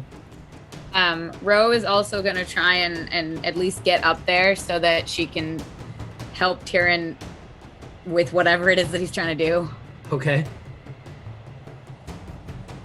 Or what are you trying to do, Taryn?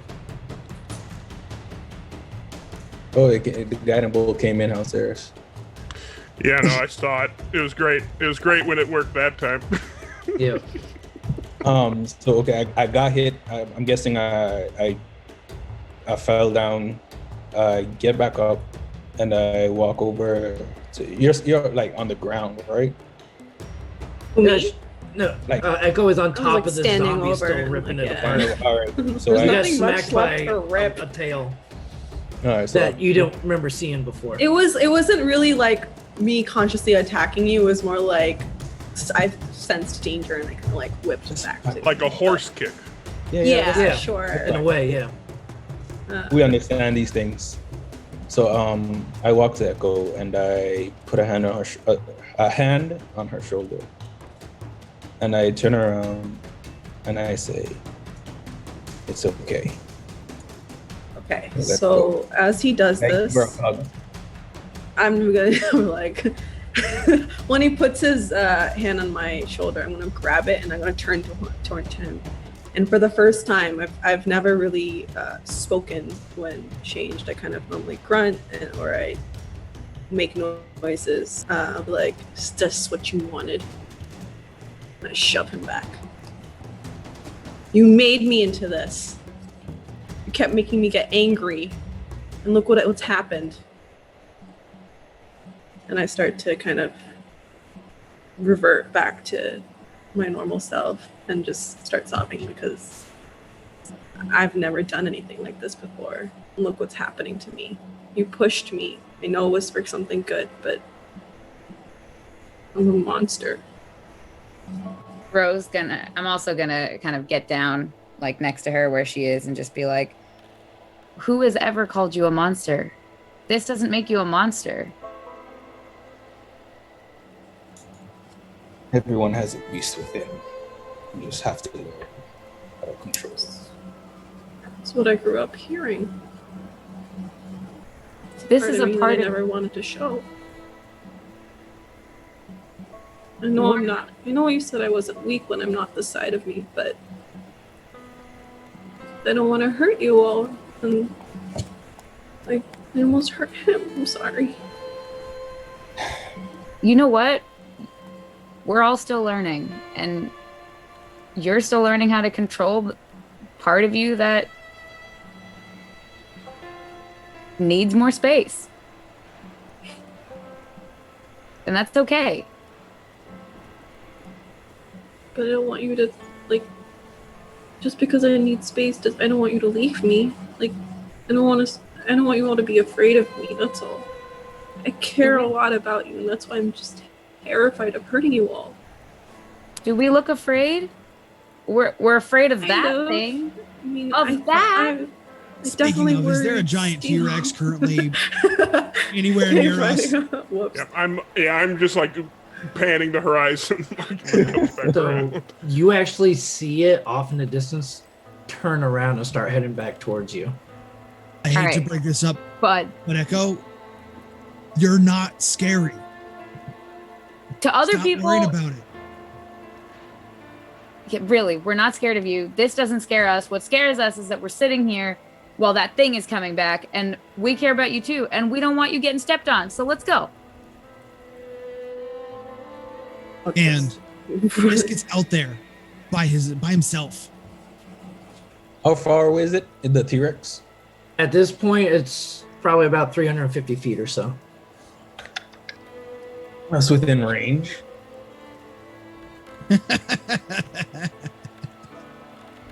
Within range of, yeah, at disadvantage. That's fine. I've belief in my luck right now. Possibly. Okay. I'm gonna So fall asleep. I turn to Echo and say, no one's afraid. But now is not the time to wallow in our self-pity. We need to get to this ship. And I take out my bow, knock an arrow, and as a bonus action, I cast Ensnaring Strike. It's coming back towards us, right? You said? Yes, it's coming back towards you. Yep. All right, so I cast Ensnaring Strike. Okay. And let's see if we can hit this guy. Alrighty then. Disadvantage. I'm gonna fire. I don't have anything special, but I'm also at disadvantage firing at this thing. Okay. I would like to throw a javelin at this thing. So javelin is way outside of the range. No, that's not. Yeah, it's Wait, it's how far is it? You said? about 350 feet. Oh, right now. whoops. Okay. Oh shit! We're right next to the ship, right? Yes. Yeah. We're on it. Like, The is ballista. it upright? The ballista. Everybody get on the ship. All right, come on, bud. And Ro's gonna kind of hook an arm around Echo and be like, "All right, come on." I make my way into the ship towards. Is there a way? It's crashed in? Is there a way I can get onto the deck from the side? There are some ropes and stuff hanging down. But you do remember there were the ladders going up the hole and stuff on the inside as well. Okay. If you Does want a to 16 hit? 16 gonna hit, yeah. Does a 12 hit? And the 12 hits it as well. Yeah, boy. Woo! I told you I believe in the dice. The other one was an 18, so good thing. 7 points of force damage. Okay. Let's roll my damage. D8 plus 3 that's 6 damage, 6 arrow damage. Okay. Piercing damage. Piercing damage. Okay. And also a D6 for the ensnaring strike, and has to make a DC 12 strength save. Let's see if we get lucky. That's 2. Added D6. Okay. And it gets a 23 on its save. As if, this big giant creature has some strength to it. I was hoping we got lucky, and I guess we didn't. So And as those two strike it, you hear a roar that just sounds like it's coming from the bowels of the abyss. And this thing starts running Fire Towards again. us. towards you. Towards us. All right. How do we get in the ship? Come on, Until- Halceras. Come, we're going through the top. And All right. I look for a rope that would allow us Okay. to climb up to the side. Yeah, you find a couple of ropes to climb up there. Both of you go ahead and give me an athletics check. How It's long about is 30 this? feet. It's 30 feet up. Can I use acrobatics instead? I will let you use acrobatics. Sure. Holy smoke! If there was a time to come 13. through. 18. Okay, yeah, you both make it up to the top deck of the ship. go. Do I see the ballista? You see the ballista that is cracked in half. Can I keep firing until Okay. it? Yeah, I'm gonna find a spot just inside the ship on the bottom, and I'm just gonna take cover and keep firing. Same. So Ro and Halceras are up How top. far is it right now? So now it's about 200 feet out. Okay. I miss. There's a 3 plus. It's not gonna hit. Well, let's see. It's a 9. Ooh, 16. So I hit again. Okay. A 9 doesn't hit it right. Does a 9 hit No, it? yeah, no, 9 misses. Okay. Boom. It's massive. So, you know. That's 9 damage. Okay. I'm also gonna shoot a crossbow because I can. Okay. So With disadvantage, that's a 17. Echo, you need to get up top. 17's gonna hit. All right. Damage is. That's an 11. So 8 plus 3. Yeah. Okay. All right. You all are hitting this thing, and it's not even flinching when you hit it. And it is just charging more and more. It is now 120 feet away from you. Guys, I think we should hide. I'm going to from the gangplank side of it. I'm going to grab it one more time. Say, guide my hand, and I will cast one more guiding bolt, hoping it hits this time. Okay. Attack roll. I am going to spend a second level spell slot. Okay. 18. 18 hits it. Give me damage. Finally, it works. I'm not useless on the battlefield. That is 20 radiant energy damage. Okay. As that one strikes it, you see it veer off and start heading away from the ship. I think if I hit it one more time, it'll come back. Yep. So you get advantage on this attack. Yeah. Well, actually, you would be at disadvantage still, right? No. 120. No. 120 is the short range.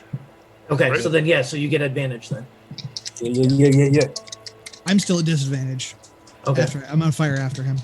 Yeah, I'm shooting at So it. why are you still hitting it if it's running in a different direction? I wanted to come back. It's running away. Yeah, it's running away now. Leave it alone. One more pot shot. Then as long as it gets away. I booped it on the nose with my last second level spell. 15 to hit. 15 hits it. 16 to hit. 16's going to hit it as well. How far is it? So it was 120. Now it's starting to go away. It's going to go up to 150. Max damage. Yay. 18. I mean, wow. Okay. I can't count. No, it's not 18. I can't count. Horrible math.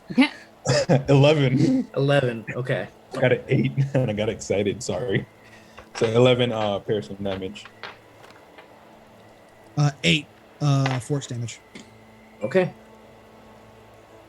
It didn't It is- die. It is now gone past the side of the ship. And it is running. Ooh. That's a lot of damage it took, and it did okay. I'm gonna I like- I'm gonna reach out. I'm gonna reach out to Echo. I'm gonna reach out to Cafe and say, do you have eyes on Biscuit? Give me a perception for Cafe at disadvantage. Our little biscuit boy. I will keep eyes on the T-Rex. Once I kind of lose sight of it, I'm going to sit down and breathe. I like how You gotta snapping Echo out of it was by saying Biscuit's in trouble. You got a non-natural 20 Okay. So, at disadvantage. all right. Yeah, no, he tells you that he sees a small figure slowly moving back towards the ship from the direction that Biscuit had went. Because he can only go 120 feet from me. So Yeah. I was like, well, okay, then just wait for him and come back with him. I'd go get him, actually. Okay. Okay. So as you go out, you see Biscuit is crawling back. He's kind of just dragging himself on the ground. Oh, I should have tuck it out. So I.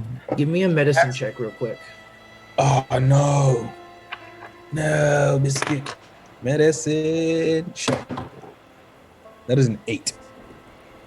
It was on a 16, but it rolled over. So now Okay. it's 8. It looks like and- one of his legs is broken.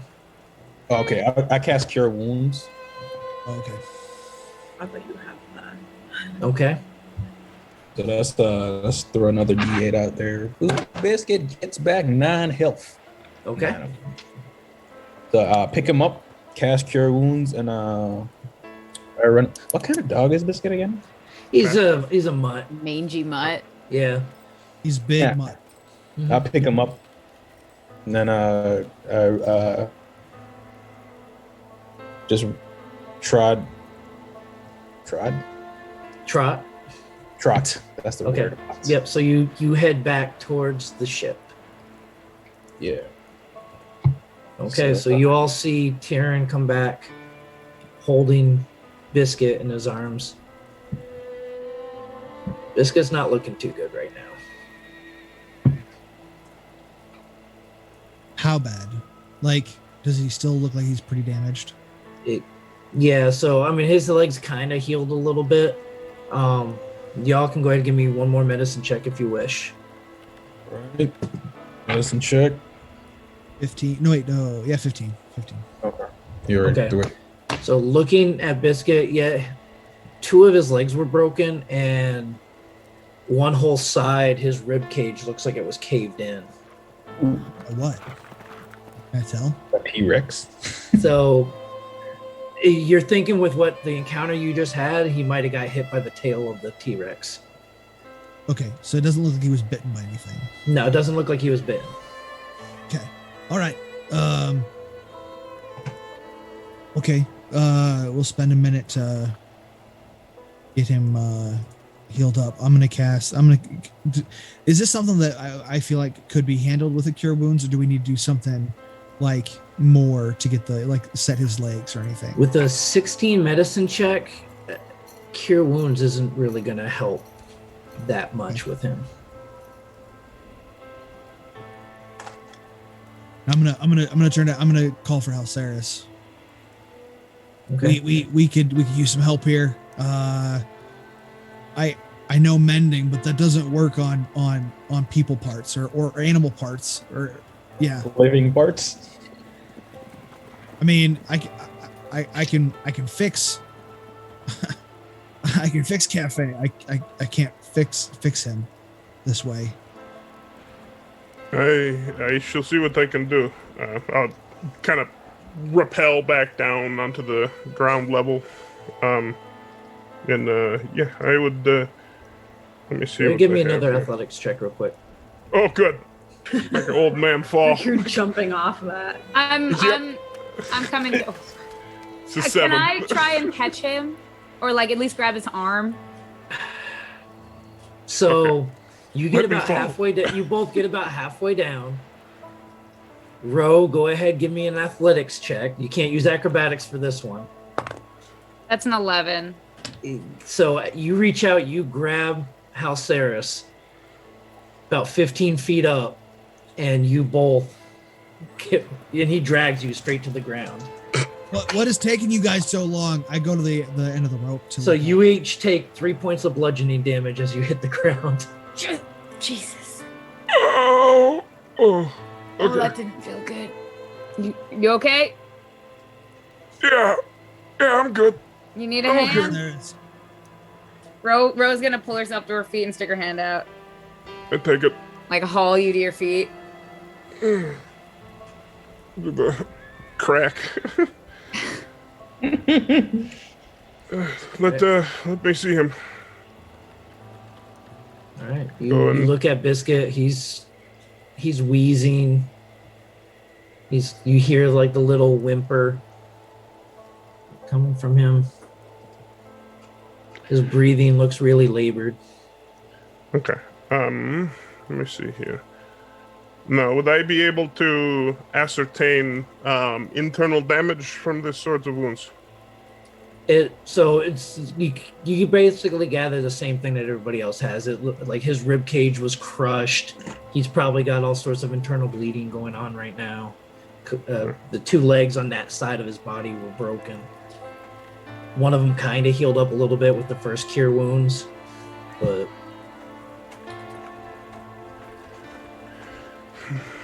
I mean, I can administer some more first aid.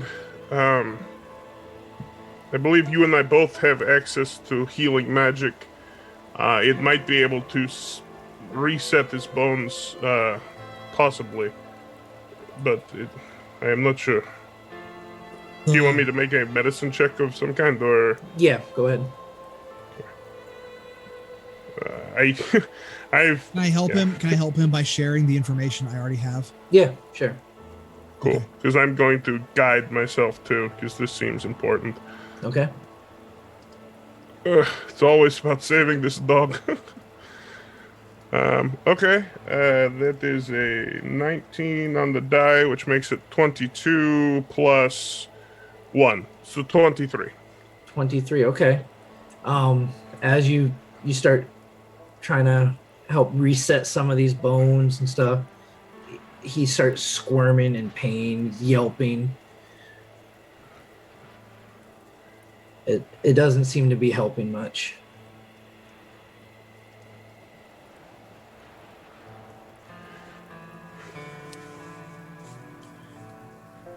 Does it do anything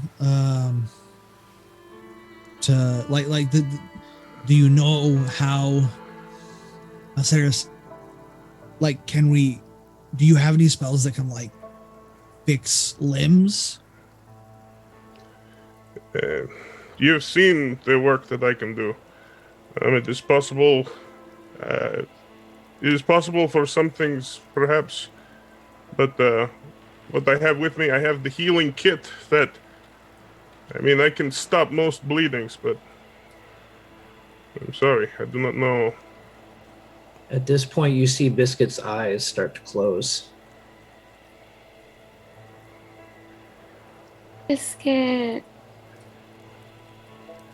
And for my personal note, healing magic's not gonna cure this. No. Can you at least can you interrupt his suffering right now? Can you do anything to just keep him safe for a little while? Steele, give me a history check real quick, please. 17. With a 17, as you're seeing this and you're looking at Biscuit, trying to think of whatever you can do, you remember the last time you were on the ship, there was a workshop with a bunch of the Warforged parts and stuff like that.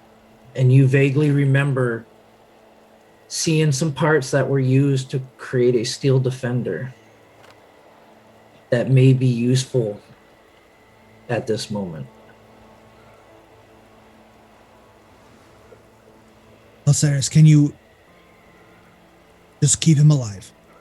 Just keep him alive. I'm going to go look for something. And just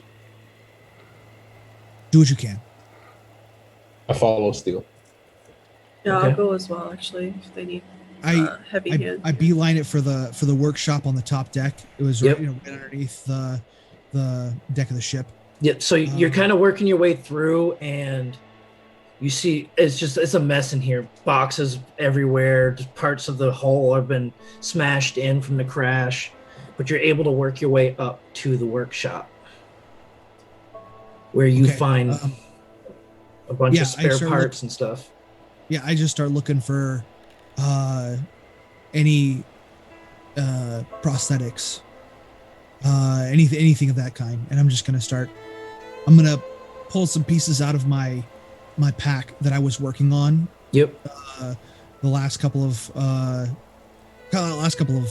years, really, but I'm gonna resummon my Smith's tools. Okay. I'm gonna start combining those pieces as much as I can, and I'm just gonna look over at What do you need help Tyrion. looking for? What do you Just need? get Alceres in here and bring Biscuit.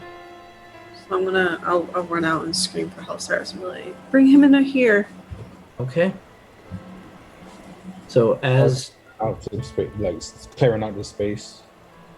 okay, Okay. yeah, so you clear off some of the workspace that's still usable, and you all bring Biscuit up, and you all do whatever you can to aid Steel as you put together a kind of a suit of armor that will, for the foreseeable future, keep Biscuit alive, as he is now one of your companions, Steel. King's Down- horses, all the Down kings. back where Halceris is, Ro's just gonna sit down and like put Biscuit's head in her lap and just like kind of like just like scratch and like tell him it's gonna be okay. So Biscuit is now basically a cyborg kind of dog, as you were able to replace some lungs because both of his lungs were pierced.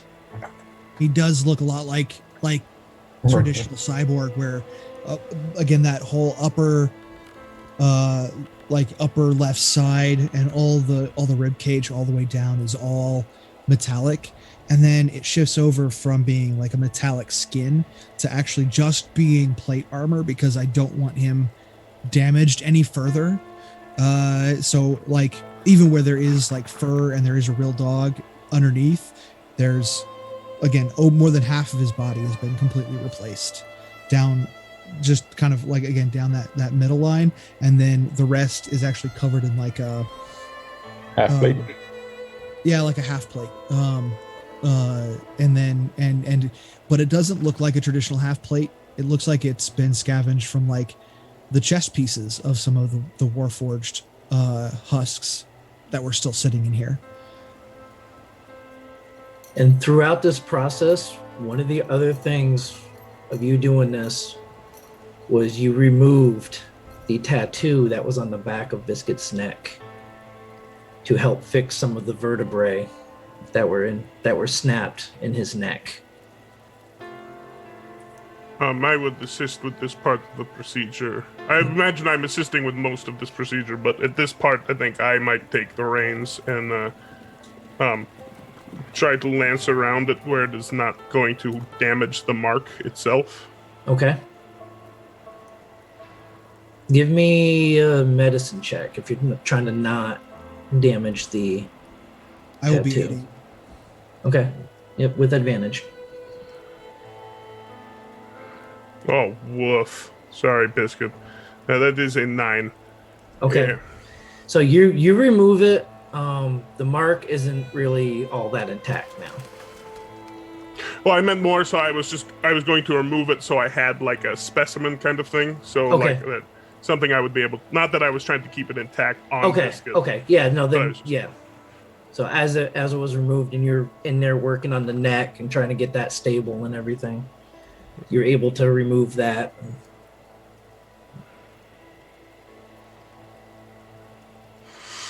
After about an hour or so of working on this, he starts to come more aware, more alive.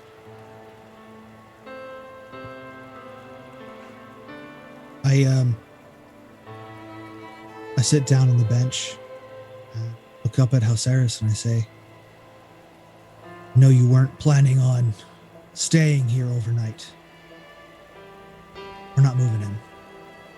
He's got to be here for at least."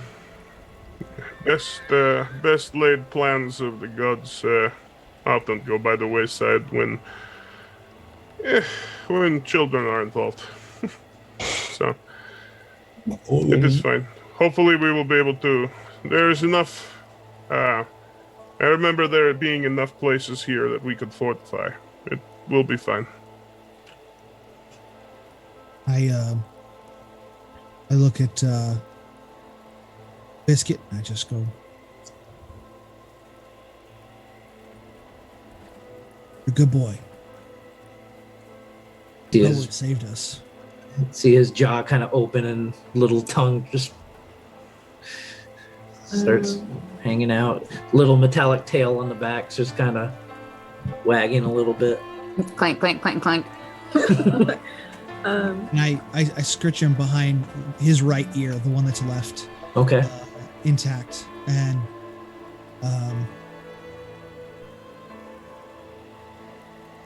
I've always wanted my own war dog. Mm-hmm. Well, I couldn't since have asked for everyone's more. a little bit relieved, I'm gonna walk over to where are Ro and Tyrion in proximity to each other. Probably not next to each other. Uh, Highly unlikely that Okay, they would well. choose to be. I mean, we given we're the standing circumstance- over Biscuit, you know. Given We're the all circumstance, nearby. are Yeah. they- Okay, Yeah, you're well, all there because you've all been feverishly helping. Yeah. So I mean, Steal. I didn't. fair occurrences. I feel incredibly guilty considering that I feel like I triggered all this chain of events. So I'm just gonna grab both Ro and Tyrion into a hug and say I'm sorry. Especially Okay. to Tyrion, but and then I'll look at Tyrion and be like, I hope I didn't hurt you too much. I know you're a strong person, but just are we cool? I feel like you've been really I know we've had our issues and I miss the old you. I look Echo in the eyes. Give a little smile and nod. Yeah, we're cool. All is well. I'm sorry about the prank earlier. Just Live and learn. and I'll go over to Biscuit and just pet him. Okay. What are the rest of you doing? I'm probably just gonna like find a corner of the floor against the wall to like plop down on and just like, you know, like head back against the wall, eyes closed, just like roller coaster of a day came to a kind of end. The day's just started. This is early It's not morning. even- Roller it's a Of a lunchtime series yet. of events Oh, yeah, came it's to just an lunchtime. Just Yeah. started. Yeah, so it's about midday at this point. That's right. I would, I'll remove my gloves. Obviously, I was helping sanitize, but I will put a hand on Steele's shoulder. Say, "You've saved a life this day," and pat him. Now let's see if this old boat has any juice left in her. And I'm going to make my way towards one of those ladders. Attempt to Saris. get back to the cockpit. Ro's gonna Yes, open yes. an eye and see that he's doing it and being like, oh God, is he gonna fall? And she's gonna kind of scramble up and head over that direction. I go exploring the ship since last time we were here. Didn't really Before we all split up, we had a mission coming here. I'm not gonna let what happened today be without a reason. We need to find those shards, as many as we can carry, and maybe even if we can find some kind of a hover vehicle, something we can move to carry the weight, because those things are going to be heavy. First order of business. And as you're having that conversation, Steele, the vision comes back to you from your dream about the giant warforged that was aboard this ship. And you look over into the corner where it was sitting before, and it is not there. Instead, up against the side of the hull where it was, is a large gaping hole looking out into the center of the Mournlands. And everybody else just sees him just sit down again, just start laughing.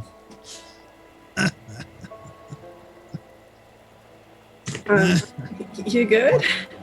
We lost onto the Mournlands already. Yeah, Yeah. no, we're fine. If you say so. And with that, we are going to go ahead and call it for this evening. So quite a roller coaster for our crew this evening. And I do want to make one note for everybody. Next week we will not be streaming, as we will all be celebrating the 4th of July weekend. But we will be back again in 2 weeks to continue this excursion into the Mournlands. So we do have a quick reminders though for you before we all leave, and go ahead and rate a friend over on Twitch. We got just a couple more last minute reminders for everybody before we go. So don't forget to subscribe to the Games Tavern YouTube channel right now. Subscribing is free and you don't miss any of the action and access to additional content. Your likes and positive comments on the videos give us a boost and helps future Tavern Raiders find out about the shows so that we can, emotionally scar them for life. Thank you. Jesus, we really did. Go visit overheadgames.com and check out their cool avatar making tools. They're amazing. All right, guys, be sure to check out the Welcome Weave Tuesdays. That's tomorrow, with legendary Dungeon Master Eric Mengi and our friends on the cast over there, as they are currently, right now, at this moment, underwater fighting with strange creatures while searching for a mysterious god. Yeah, definitely go over there and check them out. But again, it was a pleasure having y'all here this evening. We definitely look forward to seeing y'all again in 2 weeks as we continue our excursion. Have a good night, everybody. Thanks for watching. Bye. Yeah.